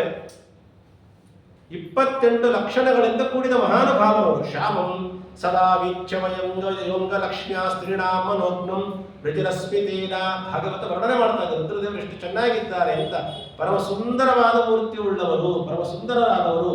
ವಾಮನಃ ದೇವಃ ಯಸ್ಯ ಸಹ ವಾಮದೇವ ಅಂದ್ರೆ ಭಗವಂತನನ್ನ ಸದಾ ಅವರು ಧಾರಣೆ ಮಾಡಿದ್ದಾರೆ. ವಾಮನ ರೂಪಿ ಭಗವಂತನ ಉಪಾಸನೆಯನ್ನ ಮಾಡುತ್ತಾರೆ. ಜೊತೆಯಲ್ಲಿ ಅದೇನು ಭಗವಂತನ ಆದೇಶದ ಪೂರ್ವಕವಾಗಿ ಇಂದ್ರದೇವರಿಂದಲೂ ಆರಾಧಿತನಾದಂತಹ ವಾಮನ ರೂಪಿಯನ್ನು ಸದಾ ಅವರು ಸ್ಮರಣೆ ಮಾಡುವ ಕಾರಣದಿಂದಲೂ ಕೂಡ ಅವರು ವಾಮದೇವರು. ಯಾಕಂದ್ರೆ ವಾಮನ ಅಂತ ಭಗವಂತನ ಯಾಕೆ ಕರೀತಾರೆ ಅಂದ್ರೆ ಪರಮ ಸುಂದರನಾದ ಕಾರಣನಿಗೆ ವಾಮನ ಅಂತ ಕರೆಯೋದು. ಅವರ ಉಪಾಸನೆ ಮಾಡಿ ಮಾಡಿ ಕೂಡ ಇವರು ವಾಮದೇವರಾಗಿದ್ದಾರೆ. 22 ಸಂಲಕ್ಷಣಗಳಿಂದ ಕೂಡಿ ಪರಮ ಸುಂದರವಾದಂತಹ ಅಚ್ಚ ಬಿಳಿ ಬಣ್ಣದಿಂದ ಇರ್ತಾರಂತೆ ರುದ್ರದೇವರು. ಹೇಯ ಪಂಚಮುಖೋ ರುದ್ರೋ ಅನ್ನೋದರಲ್ಲಿ ಹೇಳಬೇಕಾದಾಗ ಹೇಳ್ತಾರೆ, ಅತ್ಯಂತ ಸುಂದರವಾದ ರೂಪವನ್ನು ಉಳ್ಳವರಾದ ಕಾರಣ ಅವರಿಗೆ ವಾಮದೇವರು. ಅಯೋಗ್ಯರಿಗೆ ಆ ರೂಪ, ಸಾತ್ವಿಕರಿಗೆ ಈ ರೂಪದಿಂದ ದರ್ಶನ ಕೊಡ್ತಾರೆ. ಅದಕ್ಕೆ ಅವ್ರನ್ನ ವಾಮದೇವ ಅಂತ ಕರೆದರು. ಇನ್ನೊಂದು ಅನುಸಂಧಾನ ವಾಮದೇವ ಅಂತಂದ್ರೆ, ವಾಮ ಅಂದ್ರೆ ಎಡಭಾಗ ಅಂತ ಅರ್ಥ. ವಾಮ ದಕ್ಷಿಣ ಅಂತ ಕರಿತೀವಲ್ವಾ, ಎಡಭಾಗ. ನಾವು ಪೂಜೆ ಮಾಡಬೇಕು ಅಂತ ಹೀಗೆ ಗೊತ್ತಿರ್ತೀವಿ, ದೇವರ ಪೂಜೆಗೋಸ್ಕರ. ನಮ್ಮ ಎದುರುಗಡೆ ಪರಮಾತ್ಮನ ಪ್ರತಿಮೆಗಳು ಸಾಲಿಗ್ರಾಮವನ್ನು ಇಟ್ಕೊಂಡು ಪೂಜೆ ಮಾಡ್ತಾ ಇರ್ತೀವಿ. ನೋಡ್ರಿ, ನಮ್ಮ ಬಲಗಡೆ ದೇವರಿಗೆ ಎಡಭಾಗ ಆಯ್ತು, ನಮ್ಮ ಬಲಭಾಗ ಭಗವಂತನಿಗೆ ಎಡಭಾಗ. ಹೀಗಿದ್ರೆ ಭಗವಂತನಿಗೆ ಇದು ಬಲಭಾಗ ಆಗತ್ತೆ, ಇದು ಎಡಭಾಗ ಆಗತ್ತಲ್ವಾ.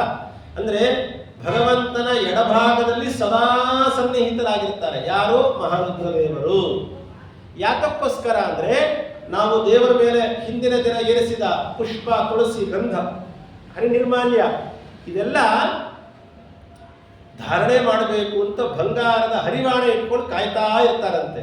ಅವೆಲ್ಲವನ್ನು ನಾವು 2 ಬೆರಳುಗಳಿಂದ ಹೀಗೆ ತೆಗೆದು ಅಲ್ಲಿ ರುದ್ರದೇವರು ಇದನ್ನ ಧಾರಣೆ ಮಾಡುತ್ತಾರೆ ಅಂತ ಅನುಸಂಧಾನದಿಂದ ಭಗವಂತನ ಎಡಭಾಗದಲ್ಲಿ ಸನ್ನಿಹಿತರಾಗಿರುವ ರುದ್ರದೇವರ ಮೇಲೆ ಹಾಕ್ತಾ ಇದ್ದೀವಿ ಅಂತ ಹಾಕ್ಬೇಕು. ಅದನ್ನು ಹರಿನಿರ್ಮಾಲ್ಯವನ್ನು ಧಾರಣೆ ಮಾಡ್ತಾರೆ ಅಂತ. ಹಾಗಾಗಿ ನಮಗೆ ಬಲಭಾಗ, ದೇವರಿಗೆ ಎಡಭಾಗ. ದೇವರ ಎಡಭಾಗದಲ್ಲಿರುವ ದೇವತೆ ಆದ ಕಾರಣ ಇವರು ವಾಮದೇವರು ಅನ್ನೋ ಕಾರಣ. ಇದು ಒಂದು ಅನುಸಂಧಾನ. ವಾಮದೇವ ಅಲ್ಲಿ ಯಾಕಿದ್ದಾರೆ ರುದ್ರ ಅಲ್ಲೇ ಇದ್ದಾರೆ ಅಂತ ಹೇಗೆ ಹೇಳ್ತೀರಾ ಅಂದ್ರೆ, ಒಂದೊಂದು ದಿಕ್ಕುಗಳಿಗೆ ಒಬ್ಬೊಬ್ಬರು ಅಭಿಮಾನಿಗಳು. ಪೂರ್ವಕ್ಕೆ ಇಂದ್ರ, ಆಗ್ನೇಯಕ್ಕೆ ಅಗ್ನಿ, ದಕ್ಷಿಣಕ್ಕೆ ಯಮ, ನೈಋತ್ಯಕ್ಕೆ ನಿವೃತ್ತಿ, ಪಶ್ಚಿಮಕ್ಕೆ ವರುಣ, ವಾಯುವ್ಯಕ್ಕೆ ಅವಾಂತರ ವಾಯು, ಉತ್ತರಕ್ಕೆ ಕುಬೇರ, ಈಶಾನ್ಯಕ್ಕೆ ರುದ್ರ, ಶಿವ ಅಲ್ವಾ. ಈಗ ನೋಡ್ರಿ, ಹೀಗೆ ನಾನು ಕೂತಿದ್ದೀನಿ, ಇದು ಪೂರ್ವ ಅಂತ ಆದ್ರೆ ಈಶಾನ್ಯ ಯಾವುದು ಬರುತ್ತೆ? ಇದು ಈಶಾನ್ಯ ಬರುತ್ತೆ. ಪೂರ್ವ, ದಕ್ಷಿಣ, ಪಶ್ಚಿಮ, ಉತ್ತರ, ಆಗ್ನೇಯ, ನೈಋತ್ಯ, ವಾಯುವ್ಯ, ಈಶಾನ್ಯ ಆಯಿತು. ದೇವರು ಹೀಗೆ ಕೂತಿದ್ದಾನೆ ನಮ್ಮ ಎದುರುಗಡೆ ಈಗ. ಹಾಗಾದ್ರೆ ದೇವರಿಗೆ ಈಶಾನ್ಯ ಯಾವುದಾಯ್ತು? ಹಾಗಾದ್ರೆ ಇದು ಪೂರ್ವ ಆಯಿತು ಅಂದ್ರೆ ಇದು ಈಶಾನ್ಯ ಆಗುತ್ತೆ. ಸೊ ದೇವರು ಇಲ್ಲಿದ್ದಾರೆ ಅಂದ್ರೆ ದೇವರ ಎಡಭಾಗದಲ್ಲಿ ಈಶಾನ್ಯದಲ್ಲಿ ರುದ್ರದೇವರು ಕೂತಿದ್ದಾರೆ. ಅದಕ್ಕೋಸ್ಕರಲೂ ವಾಮದೇವರು ದೇವರ ಎಡಬದಿಯಲ್ಲೇ ಇದ್ದಾರೆ ಅಂತ ಹೇಗೆ ಹೇಳ್ತೀರಾ ಅಂದ್ರೆ ಈಶಾನ್ಯದಲ್ಲಿ ಇದ್ದಾರಲ್ಲ, ಅದು ದೇವರಿಗೆ ಎಡಬದಿನೇ ಆಯ್ತಲ್ಲ, ಹಾಗಾಗಿ ಅವ್ರನ್ನ ವಾಮದೇವರು ಅಂತ ಕರೆಯೋದು. ಹೀಗೆ ಭಗವಂತನ ನಿರ್ಮಾಲ್ಯವನ್ನ ಸದಾ ಧಾರಣೆ ಮಾಡುತ್ತಾರೆ. ಇಷ್ಟು ಪಾದೋದಕವಾಗಿರ್ಬೋದು, ಭಗವಂತನ ನಿರ್ಮಾಲ್ಯ ಆಗಿರ್ಬೋದು, ಅದು ಭಗವಂತನ ನಿರ್ಮಾಲ್ಯವೇ ಒಂದು ರೀತಿಯಲ್ಲಿ. ಅದನ್ನ ಧಾರಣೆ ಮಾಡುತ್ತಾರೆ ಅಂದ್ರೆ ಪರಮ ವೈಷ್ಣವೋತ್ತಮರು, ಸದಾ ವೈಷ್ಣವೋತ್ತಮರು ಅನ್ನೋದನ್ನ ವಾಮದೇವ ಅನ್ನುವ ಶಬ್ದದಿಂದ, ಇದು ಕೇವಲ ಒಂದು ಹೆಸರುಗಳು ಮಾತ್ರ ಅಂತ ತಿಳಿಯಬೇಡ್ರಿ. ಆ ಹೆಸರಿನ ಹಿಂದೆ ಇರುವ ಚಿಂತನೆ, ಔಚಿತ್ಯವನ್ನು ನಾವು ತಿಳ್ಕೊಳ್ಬೇಕು. ಅದಾದ ಮೇಲೆ ವಿರಿಂಚಿತನಯ. ವಿರಿಂಚಿತನಯ ಅಂದ್ರೆ ಬ್ರಹ್ಮದೇವರ ಮಗ ಅಂತ ಅರ್ಥ. ಏನು ಬ್ರಹ್ಮದೇವರ ಮಗ? ಯಾವ ಸಂದರ್ಭದಲ್ಲಿ ಅಂತ ಕೇಳಿದ್ರೆ ಭಾಗವತ ತಿಳಿಸುವ ಹಾಗೆ ಬ್ರಹ್ಮದೇವರು ಸನಕಾದಿಗಳನ್ನು ಸೃಷ್ಟಿ ಮಾಡ್ತಾರೆ. ಸೃಷ್ಟಿ ಮಾಡಿದ ಮೇಲೆ ಮುಂದಿನ ಪ್ರಜಾ ಸೃಷ್ಟಿಯನ್ನು ನೀವು ಮಾಡಬೇಕು ಅಂತ ಹೇಳೋಷ್ಟರಲ್ಲೇ ಅವರೆಲ್ಲ ಹೋಗಿ ಸನ್ಯಾಸಿಗಳು ಹಾಕೊಂಡು ನಿಂತ್ಕೊಂಡ್ಬಿಡ್ತಾರೆ. ಊರ್ಧ್ವರೆ ತಸ್ಕರ ಕೂತ್ಬಿಡ್ತಾರೆ. ಸ್ವಾಮಿ, ಸಂಸಾರ ಬೇಡ, ಅಜ್ಜಾಡ್ ಬೇಡ, ಹೆಂಡತಿ ಮನೆ ಮಕ್ಕಳು ಯಾವುದು ಬೇಡ, ನಾವೆಲ್ಲರೂ ಕೂಡ ಸನ್ಯಾಸಿಗಳಾಗ್ಬಿಟ್ಟಿದ್ದೀವಿ, ನಾವು ಅದರ ಮುಖಾಂತರ ಭಗವಂತನ ಉಪಾಸನೆ ಮಾಡ್ತೀವಿ ಅಂತ ಹೇಳಿಬಿಡ್ತಾರೆ. ಹೀಗೆ ಹೇಳಿದ ಕೂಡಲೇ ಬ್ರಹ್ಮದೇವರಿಗೆ ಕೋಪ ಬಂತು ಅಂತ ಹೇಳುತ್ತೆ ಭಾಗವತ. ಇದರರ್ಥ ಕೋಪ ಅನ್ನೋದು ಒಂದು ಅಜ್ಞಾನದ ಒಂದಿದು. ಅವರು ನಟನೆ ಮಾಡ್ತಾರೆ. ಮಕ್ಕಳು ಮಾತು ಕೇಳದೆ ಇದ್ರೆ ತಂದೆ ತಾಯಿಗೆ ಏನ್ ಬರುತ್ತೆ? ಕೋಪ ಬರುತ್ತೆ. ಅದನ್ನು ತೋರಿಸ್ಕೊಟ್ರು ಅಷ್ಟೇ.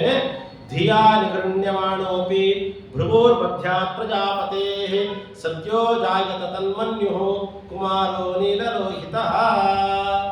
ನೀಲಲೋಹಿತ ಯಾವಾಗ ಬ್ರಹ್ಮದೇವರು ಕೋಪ ಬಂದಂತೆ ನಟಿಸಿದ್ರು, ಅವರ ಭ್ರೂ ಮಧ್ಯದಿಂದ ಒಬ್ಬ ಮಗ ಹುಟ್ಟುತ್ತಾನೆ, ಅವರೇ ರುದ್ರದೇವರು. ಅವರೇ ರುದ್ರದೇವರು. ಅವರು ಯಾಕೆ ರುದ್ರ ಅಂತ ಕರೀತಾರೆ ಅಂದ್ರೆ, ಅವರು ಹುಟ್ಟುತ್ತಾನೆ ಹತ್ಕೊಂಡೇ ಹುಟ್ಟುದ್ರಂತೆ, ಅಳ್ತಾ ಅಳ್ತಾನೆ ಹುಟ್ಟುದ್ರಂತೆ. ಅಲ್ಲಿಂದ ಶುರುವಾಯಿತು ನೋಡ್ರಿ. ಇವತ್ತಿಗೂ ಯಾವುದೇ ಮಗು ಹುಟ್ಟಿತು ಅಂದ್ರೆ ಹುಟ್ಟಬೇಕಾದಾಗ ಹತ್ಕೊಂಡೇ ಹುಟ್ಟತ್ತೆ. ಅಲ್ಲಿಂದ ಕಲಿಯಾವೇಶ ಪ್ರಾರಂಭ. ಯಾರ್ಯಾರಿಗೆ ಕಲಿಯಾವೇಶ ಇರುತ್ತೋ ಅವರೆಲ್ಲ ಹುಟ್ಟುತ್ತಾ ಅಳ್ಳೇಬೇಕು ಅನ್ನೋದನ್ನು ತೋರಿಸ್ಕೊಟ್ರು. ಅವರಿಗೆಲ್ಲ ಕಾಲಕ್ಕೂ ಪ್ರಭಾವ ಇರುತ್ತೆ ಅಂತ ಏನಿಲ್ಲ, ಮಹಾನುಭಾವರಿಗೆ ಅಂದ್ರೆ ತೋರಿಸ್ಕೊಟ್ರು. ಹಾಗಾಗಿ ಅಲ್ಲೇ ತಕ್ಷಣ ತನ್ನ ಮನ್ಯು ಅಂದ್ರೆ ಬ್ರಹ್ಮದೇವರಿಗೆ ಕೋಪ ಬಂತು ಅಂದ್ರೆ ಅದಂತ ನಟನೆ ಮಾಡ್ತಾನೆ. ಆಗ ಹುಟ್ಟಿದವರೇ ಮಹರುದ್ರ ದೇವರು. ಬ್ರಹ್ಮದೇವರ ಭೂಮಧ್ಯದಿಂದ ಹುಟ್ಟಿದ ಕಾರಣ ಬ್ರಹ್ಮದೇವರ ಮಕ್ಕಳಾದರು. ಅದನ್ನೇ ಇಲ್ಲಿ ದಾಸರು ಹೇಳಬೇಕಾದಾಗ ವಿರಿಂಚಿತನಯ ಅಂತ ಹೇಳ್ತಾರೆ. ವಾಮದೇವ ವಿರಿಂಚಿತನಯ. ನೋಡ್ರಿ, ಭಗವಂತನ ಪ್ರಸಾದವನ್ನ ಸದಾ ತಲೆಯಲ್ಲಿ ಧಾರಣೆ ಮಾಡಿದ್ದಾರೆ. ಹರಿಸರ್ವೋತ್ತಮತ್ವವನ್ನು ಒಪ್ಪಿಕೊಂಡಂತೆ ಅದಾದ ಮೇಲೆ ವಿರಿಂಚಿತನಯ ಬ್ರಹ್ಮದೇವರ ಮಕ್ಕಳಾಗಿ ಬ್ರಹ್ಮದೇವರನ್ನು ಸದಾ ಸ್ತೋತ್ರ ಮಾಡ್ತಾ ಇರ್ತಾರೆ. ವಾಯುದೇವರ ಜೀವೋತ್ತಮತ್ವವನ್ನು ಸ್ವೀಕಾರ ಮಾಡಿದರು ಅಂತ ಅರ್ಥ. ಇದನ್ನು ಹೇಗೆ ಅವರು ನಿರೂಪಣೆ ಮಾಡ್ತಾರೆ ಗೊತ್ತಾ? ಸದಾ ವಿಷ್ಣು ಪಾದೋದಕವಾದ ಗಂಗೆಯನ್ನ ತಲೆಯಲ್ಲಿ ಇಟ್ಕೊಂಡಿರ್ತಾರೆ. ಅದೇ ತಲೆಯಲ್ಲಿ ಇನ್ನೊಂದು ಇಟ್ಕೊಂಡಿದ್ದಾರೆ. ಏನು ಗೊತ್ತಾ? ಚಂದ್ರನನ್ನ. ಚಂದ್ರ ಯಾರು? ಅವನೊಬ್ಬ ದೇವತೆ, ರುದ್ರದೇವರಿಗಿಂತಲೂ ಕಮ್ಮಿ. ಆದರೆ ಅವನ ತಲೆಯಲ್ಲಿ ಇಟ್ಕೊಂಡ್ರೆ ಯಾಕೆ ಗೊತ್ತಾ? ಚಂದ್ರನಲ್ಲಿ ಬ್ರಹ್ಮದೇವರ ವಿಶೇಷ ಆವೇಶ ಯಾವಾಗಲೂ ಕೂಡ. ಅತ್ರಿ ಋಷಿಗಳು 3 ಜನ ಮಕ್ಕಳು ಬೇಕು ಅಂತ ಹೇಳಿದಾಗ ಸಾಕ್ಷಾತ್ತಾಗಿ ಭಗವಂತ ದತ್ತಾತ್ರೇಯನ ಅವತಾರ ಮಾಡ್ತಾನೆ. ರುದ್ರದೇವರು ದೂರ್ವಾಸರಾಗಿ ಬರ್ತಾರೆ. ಬ್ರಹ್ಮದೇವರಿಗೆ ಅವತಾರ ಇಲ್ಲ. ಚಂದ್ರ ಅತ್ರಿ ನೇತ್ರ ಸಮುದ್ಭವ, ಚಂದ್ರ ಹುಡ್ತಾನೆ. ಚಂದ್ರನಲ್ಲಿ ಹೋಗಿ ವಿಶೇಷವಾಗಿ ಆವೇಶ ಯುಕ್ತರಾಗ್ತಾರೆ ಬ್ರಹ್ಮದೇವರು. ಸೊ ಭಗವಂತನ ಪಾದ ತೊಳೆದ ನೀರನ್ನ ತಲೆಗಿಟ್ಕೊಂಡ್ರು ವಿಷ್ಣು ಸರ್ವೋತ್ತಮ ಅಂತ ಹೇಳಿ. ಈ ಬ್ರಹ್ಮದೇವರಿಂದ ಅವಿಷ್ಟನಾದ ಚಂದ್ರನನ್ನು ತಲೆ ಮೇಲೆ ಕೂಡಿಸ್ಕೊಂಡ್ರು. ಚಂದ್ರಶೇಖರ ಅಂದ್ರೆ ವಾಯುದೇವರ ಜೀವೋತ್ತಮತ್ವ, ಬ್ರಹ್ಮದೇವರ ಜೀವೋತ್ತಮತ್ವವನ್ನ, ಭಗವಂತನ ಸರ್ವೋತ್ತಮತ್ವವನ್ನು ಸದಾ ತಲೆಯಲ್ಲಿ ಧಾರಣೆ ಮಾಡಿದ್ದಾರೆ. ಅದಕ್ಕೆ ಚಿಹ್ನ ರೂಪವಾಗಿ ವಿಷ್ಣು ಪಾದೋದಕವಾದ ಗಂಗೆ, ಬ್ರಹ್ಮದೇವರಿಂದ ಆವೇಶಯುಕ್ತರಾದ ಚಂದ್ರ, ಅವರಿಬ್ಬರು ತಲೆಲಿಟ್ಕೊಂಡ್ರು. ಆ ತತ್ವವನ್ನು ತಲೆಲಿಟ್ಕೊಂಡ್ರು, ಆ 2 ಪದಾರ್ಥಗಳನ್ನು ತಲೆಲಿಟ್ಕೊಂಡ್ರು. ಹಾಗಾಗಿ ಬ್ರಹ್ಮದೇವರ ಕಂಡ್ರೆ, ಭಗವಂತನ ಕಂಡ್ರೆ ರುದ್ರದೇವರಿಗೆ ಎಷ್ಟು ವಿಶೇಷವಾದ ಭಕ್ತಿ ಅನ್ನೋದನ್ನು ನಾವು ಇದರಿಂದ ಗಮನಿಸಬೇಕು. ಅದನ್ನ ವಿರಿಂಚಿತನಯ. ಅದಕ್ಕೋಸ್ಕರನೇ ವೈಷ್ಣವೋತ್ತಮರು ಅಂತ ಕರೆಯೋದು. ರುದ್ರದೇವರನ್ನ ಮಹಾಭಾಗವತೋತ್ತಮರು. ವಿಷ್ಣು ಸರ್ವೋತ್ತಮ, ವಾಯು ಜೀವೋತ್ತಮ, ಹರ ಭಾಗವತೋತ್ತಮ, ಹರ ವೈಷ್ಣವೋತ್ತಮ. ಇಡೀ ವೈಷ್ಣವರಲ್ಲೇ ಮೊದಲಿಗರು ಯಾರು ಅಂದ್ರೆ ರುದ್ರದೇವರು. ಯಾಕೆ? ಸದಾ ಎರಡನ್ನು ಧಾರಣೆ ಮಾಡಿಕೊಂಡು ತಲೆ ಒಳಗೆ ತಲೆ ಮೇಲೆ ಎರಡನ್ನೂ ಅದನ್ನು ಧಾರಣೆ ಮಾಡಿಕೊಂಡಿರೋ ಮೊದಲನೇ ವ್ಯಕ್ತಿಗಳು ಅಂದ್ರೆ ರುದ್ರದೇವರು. ವಿರಿಂಚಿತನಯ. ವಾಮದೇವ ಅಂದ್ರೆ ಭಗವಂತನ ಕೂಡಿಸ್ಕೊಂಡವರು, ನಾವು ನಿರ್ಮಾಲ್ಯ. ವಿರಿಂಚಿತನಯ ಅಂದ್ರೆ ಬ್ರಹ್ಮದೇವರನ್ನು ಕೂಡಿಸ್ಕೊಂಡವರು. ಉಮಾ ಮನೋಹರ 3ನೇ ಹೆಸರು. ಉಮಾ ಮನೋಹರ. ಉಮಾ ಮನೋಹರ. ಉಮಾ ಅಂದ್ರೆ ಪಾರ್ವತಿ ದೇವಿ. ಅವಳಿಗೆ ಯಾಕೆ ಉಮಾ ಅಂತ ಕರೀತಾರೆ ಅಂದ್ರೆ ಬಹಳ ಉಗ್ರವಾದ ತಪಸ್ಸು ಮಾಡ್ತಾ ಇರ್ತಾಳು ಮಹಾತಾಯಿ. ಹರಿವಂಶದಲ್ಲಿ ಬರುತ್ತಾ ಕಥೆ. ಅವರಮ್ಮ ಮೀನಾದೇವಿ ಹೋಗಿ ಹೇಳ್ತಾಳಂತೆ, ಇಂಥ ತೀವ್ರವಾದ ತಪಸ್ಸು ಬೇಡ, ಮಾಡಬೇಡ, ಉಗ್ರವಾದ ತಪಸ್ಸು ಬೇಡ ಬೇಡ, ಸಾಕು, ನಿಲ್ಲಿಸು ಅಂತ ಹೇಳ್ತಾ ಇರ್ತಾಳೆ. ಉಮಾ ಉಮಾ ಉಮಾ ಅಂತ. ಅದು ಉಮಾ ಅಂತ ಆಯ್ತು. ಅವಳ ಹೆಸರೇ ಉಮಾ ಅಂತ ಪ್ರಸಿದ್ಧಳಾದಳು. ಉಮಾ ಅಂದ್ರೆ ಇಷ್ಟೊಂದು ಉಗ್ರವಾದ ತಪಸ್ಸು ಮಾಡಬೇಡ ಅನ್ನೋದನ್ನ ತೋರಿಸಿಕೊಟ್ರು. ಅದಕ್ಕೋಸ್ಕರ ಉಮಾ ಅಂದ್ರೆ ಪಾರ್ವತಿ ದೇವಿ ಅದು. ಈ ಉಮಾ ಅಂದ್ರೆ ಯಾರು ಗೊತ್ತಾ? ಬುದ್ಧಿ ತತ್ವದ ಅಭಿಮಾನಿ ದೇವತೆ.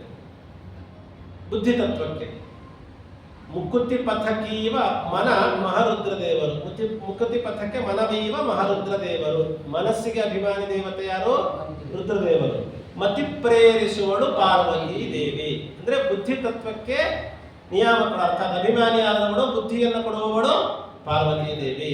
ನೋಡ್ರಿ, ಮನಸ್ಸು ಮತ್ತೆ ಬುದ್ಧಿ ಎರಡೂ ಚೆನ್ನಾಗಿತ್ತು ಅಂತಂದ್ರೆ ಅವರು ಸಾಧನೆ ಮಾಡಲಿಕ್ಕೆ ಅವಕಾಶ. ಸೊ ನಾವು ಸಾಧನೆ ಮಾಡಿಕೊಳ್ಬೇಕು ಅಂತಿದ್ರೆ ಭಗವಂತನ ತತ್ವದ ವಿಚಾರದಲ್ಲಿ ಒಂದು ಬುದ್ಧಿ, ಇನ್ನೊಂದು ಮನಸ್ಸು, ಎರಡೂ ಜೊತೆಲಿರಬೇಕು. ಮನಸ್ಸಿನ ಮಾತು, ಬುದ್ಧಿ ಹೇಳುವ ಮಾತು ಒಂದೇ ಆಗಿರ್ಬೇಕು ಯಾವಾಗಲೂ ಕೂಡ. ಬೇರೆ ಬೇರೆ ಆಯಿತು ಅಂತಂದ್ರೆ ಮುಗಿದೋಗುತ್ತೆ, ಆಗೋದಿಲ್ಲ. ಬುದ್ಧಿ ಹೇಳ್ತಿರತ್ತೆ ಅಲ್ಲಿ ಹೋಗೋಣ, ಮನಸ್ಸು ಹೇಳ್ತಿರತ್ತೆ ಇಲ್ಲಿ ಹೋಗೋಣ, ಒಂದೊಂದು ಕಡೆ ಆಗಬಾರ್ದು. ಎರಡೂ ಭಗವಂತನ ವಿಚಾರವಾಗಿಯೇ ಯೋಚನೆ ಮಾಡಬೇಕು. ಅದಕ್ಕೆ ಪ್ರತಿನಿತ್ಯ ನಾವು ಪಾರ್ವತಿ ಪರಮೇಶ್ವರನ ಚಿಂತನೆ ಮಾಡಲೇಬೇಕು ಅತ್ಯವಶ್ಯಕವಾಗಿ. ಉಮಾ ಮನೋಹರ ಅಂದ್ರೆ ಉಮಾ ಪಾರ್ವತಿ ದೇವಿಯ ಮನೋಹರ ಅಂದ್ರೆ ಸ್ವಾಮಿ ಅಂತ ಅರ್ಥ. ಉಮಾ ಮನೋಹರ ಅಂದ್ರೆ ಪಾರ್ವತಿ ದೇವಿಗೂ ಸ್ವಾಮಿಯಾಗಿದ್ದಾನೆ. ಪಾರ್ವತಿ ದೇವಿಯ ಮನಸ್ಸನ್ನ ಹರಣ ಮಾಡ್ತಾರಾದ ಕಾರಣ ಅವರಿಗೆ ಉಮಾ ಮನೋಹರ ಅಂತ. ಪಾರ್ವತೀ ದೇವಿ ಬುದ್ಧಿ ತತ್ವಕ್ಕೆ ಅಭಿಮಾನಿಯಾದವಳು ತೀಗ್ತಾನೆ ಹೇಳಿದೆ. ಎಲ್ಲರ ಬುದ್ಧಿ ಅವಳ ಕಂಟ್ರೋಲ್ನಲ್ಲಿದೆ. ಆದರೆ ರುದ್ರದೇವರನ್ನ ನೋಡಿದ ತಕ್ಷಣನೇ ಅವಳನ್ನೂ ಕೂಡ ಅವಳನ್ನು ಕೂಡ ಹರಣ ಮಾಡ್ತಾರೆ. ಅಂದ್ರೆ ಮನಸ್ಸನ್ನ, ಅವಳ ಬುದ್ಧಿಯನ್ನ ಹರಣ ಮಾಡಿದ ಕಾರಣ ಕೂತ್ರೆ ನಿಂತ್ರೆ ಓಡಾಡಿದ್ರೆ ಸದಾ ಕಾಲಕ್ಕೂ ಶಿವ ಶಿವ ಶಿವ ಶಿವ ಅಂತ ಶಿವನ ಹಿಂದೆ ಅಡ್ಡಾಡಬೇಕು. ಹಾಗೆ ಮಾಡಿದ್ರು ರುದ್ರದೇವರು. ಉಮಾ ಮನೋಹರ, ಉಗ್ರ, ದುರ್ಜಟಿ, ಉಗ್ರ ಅಂತ ಕರೀತಾರೆ. ಏನು ಉಗ್ರ ಅಂತಂದ್ರೆ, ಉಗ್ರ ಅಂದ್ರೆ ಅದೊಂದು ರುದ್ರದೇವರ ಹೆಸರುಗಳಲ್ಲಿ ಉಗ್ರ ಅನ್ನೋದೇ ಒಂದು ಹೆಸರು. ಉಗ್ರಹ, ಕಪರ್ತಿ, ಶ್ರೀಕಂಠ ಅಂತ ಕೋಶ, ಅವರ ಕೋಶ. ಉಗ್ರಹ ಅಂದ್ರೆ ರುದ್ರದೇವರ ಹೆಸರು. ಏನು ಹೂ ಅಂದ್ರೆ ಸಂಸಾರ ಅಂತ ಅರ್ಥ. ಹೂ ಅಂದ್ರೆ ಸಂಸಾರ. ಅದನ್ನ ಗ್ರಸನ ಮಾಡ್ತಾನೆ. ಗ್ರಸನ ಮಾಡೋದ್ರೆ ನಾಶಪಡಿಸೋದು ಅಂತ.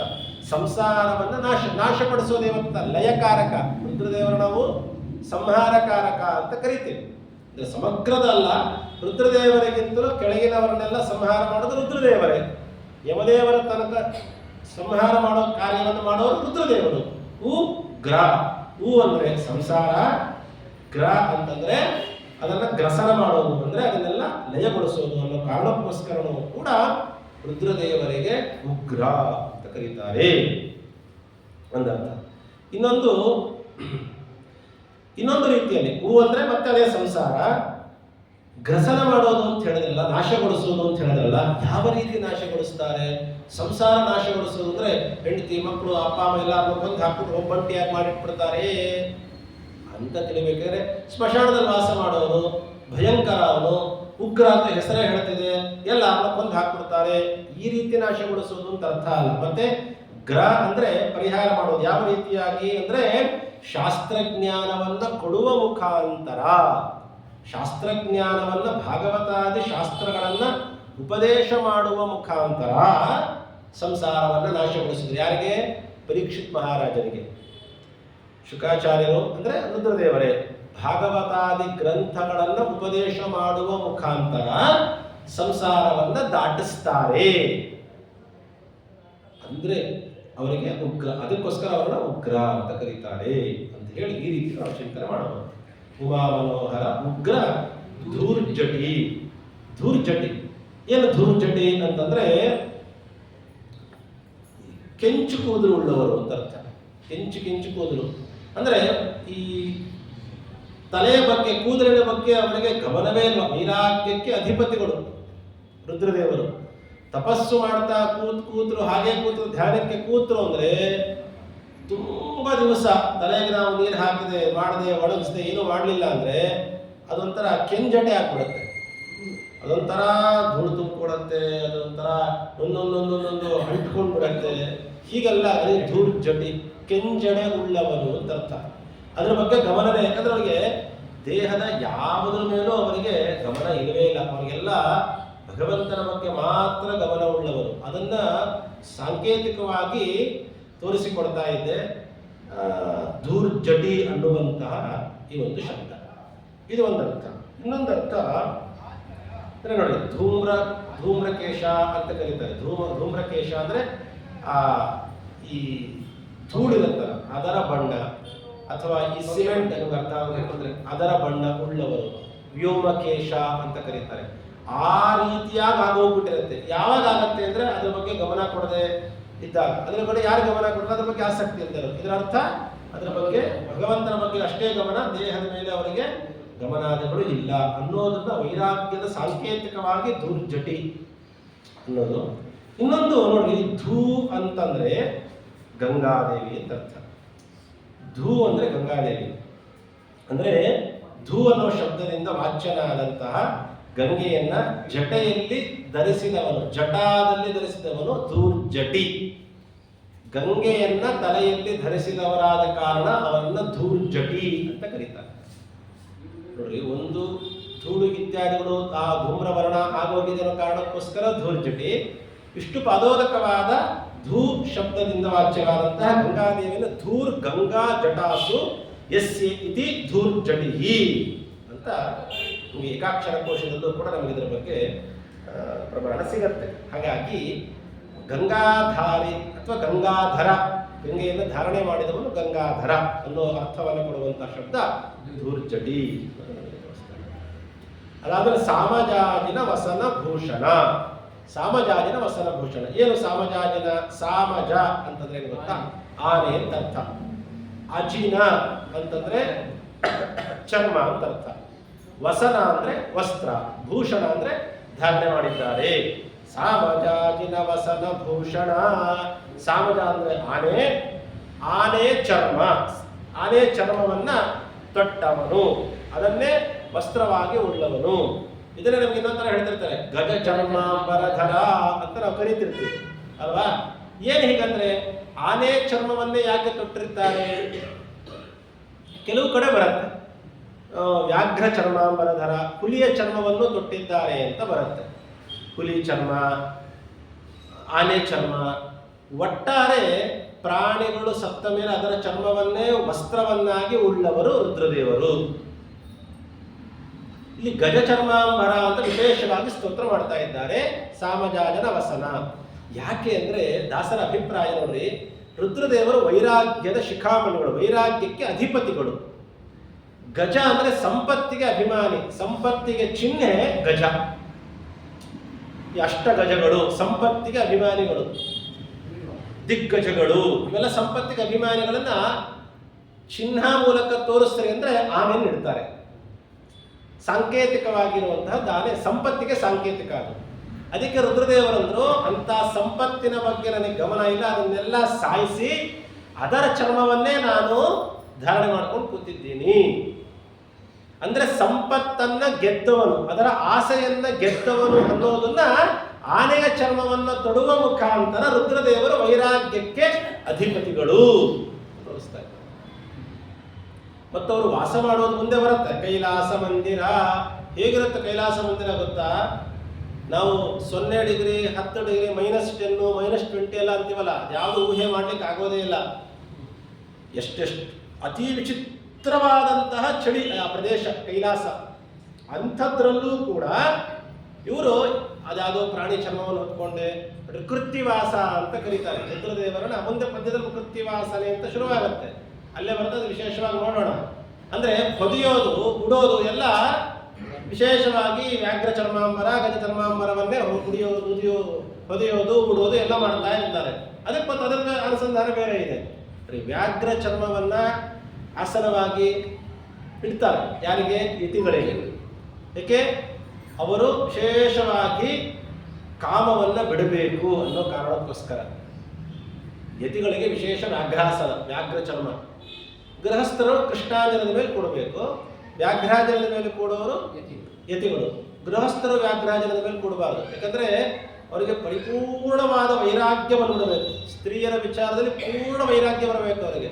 ಅದಕ್ಕೆ ಅದು ಇಷ್ಟು ವೈರಾಗ್ಯ ಗೃಹಸ್ಥರಿಗೆ ಆಗಬಾರದು. ಆ ಕಾಲಕ್ಕೆ ಅಭಿಪ್ರಾಯ ಗೃಹಸ್ಥರಾಗಿರ್ಬೇಕಾದಾಗ ಅದಕ್ಕೆ ಅವರು ಕೃಷ್ಣಾಂಜನದ ಮೇಲೆ ಕೂತ್ಕೊಳ್ಬೇಕು. ವ್ಯಾಘ್ರಾಜನ ಅದು ಎಲ್ಲವನ್ನ ಗೆಲ್ಲಬೇಕು ಅಂತ ಇಚ್ಛೆಪಟ್ಟವರು ಯಾರು? ಯತಿಗಳು. ಅದಕ್ಕೋಸ್ಕರ ವ್ಯಾಘ್ರಾಜನ, ಇಂಥ ವ್ಯಾಘ್ರಾಜನ, ಗಜಚರ್ಮಾಂಬರ ಇವೆಲ್ಲವನ್ನ ಧಾರಣೆ ಮಾಡಿಕೊಳ್ತಾರೆ. ಇದೆಲ್ಲ ಸಾಂಕೇತಿಕವಾಗಿ ರುದ್ರದೇವರು ಅವೆಲ್ಲವನ್ನ ಧಾರಣೆ ಮಾಡೋರು, ವೈರಾಗ್ಯದ ಶಿಖಾಮಣಿಗಳು ಅಂತ ತೋರಿಸೋದಕ್ಕೋಸ್ಕರ. ಇಲ್ಲಿ ಸಾಮಜಾಜಿನ ವಸನ ಅಂತ ಹೇಳಿದರು. ಸಾಮಜಾಜಿನ ವಸನ ಅಂದ್ರೆ ಆನೆಯ ಚರ್ಮವನ್ನು ಹುಟ್ಟಿದವರು ಅಂತ. ಇಲ್ಲಿ ಇನ್ನೊಂದು ಕೆಲವು ಪುರಾಣದಲ್ಲಿ ಹೇಳ್ತಾರೆ ಇರ್ತಾರೆ. ಇದು ಒಂದು ಕಥೆಯೂ ಕೂಡ ಹೇಳ್ತಾರೆ. ಏನ್ ಕಥೆ ಅಂದ್ರೆ, ಯಾಕೆ ಆನೆ ಚರ್ಮವನ್ನ ಹುಟ್ರು ಅಂತ ಕೇಳಿದ್ರೆ, ಈ ಮಹಿಷಾಸುರ ಇದ್ದಲ್ಲ, ಮಹಿಷಾಸುರ ನಮಗೆಲ್ಲ ಗೊತ್ತಿದೆ.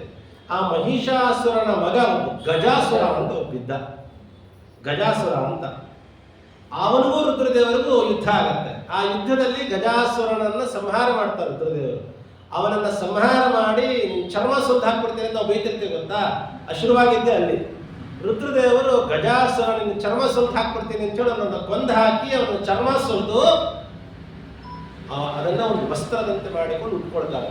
ಗಜಾಸುರನನ್ನ ಸಂಹಾರ ಮಾಡಿದ ದ್ಯೋತಕವಾಗಿ ಅವನ ಚರ್ಮವನ್ನು, ಆನೆ ಆಕಾರದಲ್ಲಿ ಇರ್ತಾನವನು, ಆ ಅಸುರನನ್ನ ಸಂಹಾರ ಮಾಡಿ ಆ ಚರ್ಮವನ್ನು ಉಟ್ಕೊಂಡ್ರು ಅಂತ. ಗಜಾಸುರನನ್ನ ಗೆದ್ರು ಅನ್ನೋದನ್ನ ಈ ರೀತಿಯಾಗಿ ನಾವು ಚಿಂತನೆ ಮಾಡಬಹುದು ಅನ್ನೋ ಕಾರಣಕ್ಕೋಸ್ಕರನೂ ಕೂಡ ಆನೆಯ ಚರ್ಮವನ್ನ ಉಟ್ಕೊಂಡ್ರು. ಅದಕ್ಕೋಸ್ಕರ ಸಾಮಜಾಜಿನ ವಸನ ಭೂಷಣ.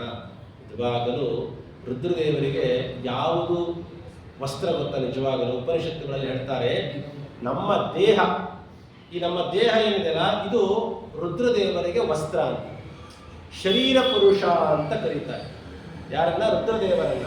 ನಿಜವಾಗಲೂ ಅವ್ರಿಗೆ ವಸ್ತ್ರ ಯಾವುದು ಅಂದರೆ ನಮ್ಮ ದೇಹವೇ ಅವರಿಗೆ. ಅನ್ನಮಯ, ಪ್ರಾಣಮಯ, ಮನೋಮಯ, ವಿಜ್ಞಾನಮಯ, ಆನಂದಮಯದಲ್ಲಿ ಮನೋಮಯ ಆ ಅವಸ್ಥೆಯಲ್ಲಿ 5 ಕೋಶಗಳು, ಆ ಕೋಶದಲ್ಲಿ ರುದ್ರದೇವರು ಸನ್ನಿಹಿತರಾಗಿರುತ್ತಾರೆ. ಅದಕ್ಕೆ ನಮ್ಮ ಈ ಚರ್ಮಗಳ ಈ ದೇಹ ಏನಿದೆ ಅಲ್ಲ, ಈ ದೇಹವೇ, ಸ್ಥೂಲ ದೇಹವೇ ಅವರಿಗೆ ವಸನ, ಅವರಿಗೆ ವಸ್ತ್ರ ಇದ್ದ ಹಾಗೆ ಅಂತ ನಾವು ಚಿಂತನೆ ಮಾಡಬೇಕಂತ ಅಪರೂಪದ ಚಿಂತನೆಯನ್ನು ಹೇಳ್ತಾರೆ. ಇದೆಲ್ಲ ಬಿಟ್ಟು ಮೊದಲನೇದಾಗಿ ರುದ್ರದೇವರು ದಿಗಂಬರರಾಗಿರ್ತಾರೆ. ಈ ರೂಪವೂ ಇದೆ, ಆ ರೂಪವೂ ಇದೆ, ಈ ವಸ್ತ್ರವೂ ಕೂಡ ನನಗೆ ಬೇಕಾಗಿಲ್ಲ ಅಂತ ಹೇಳಿ ಯಾವಾಗಲೂ ದಿಗಂಬರರಾಗಿಯೇ ಇರ್ತಾರಂತ. ಅದು ಒಂದು ರೂಪ ಇದೆ.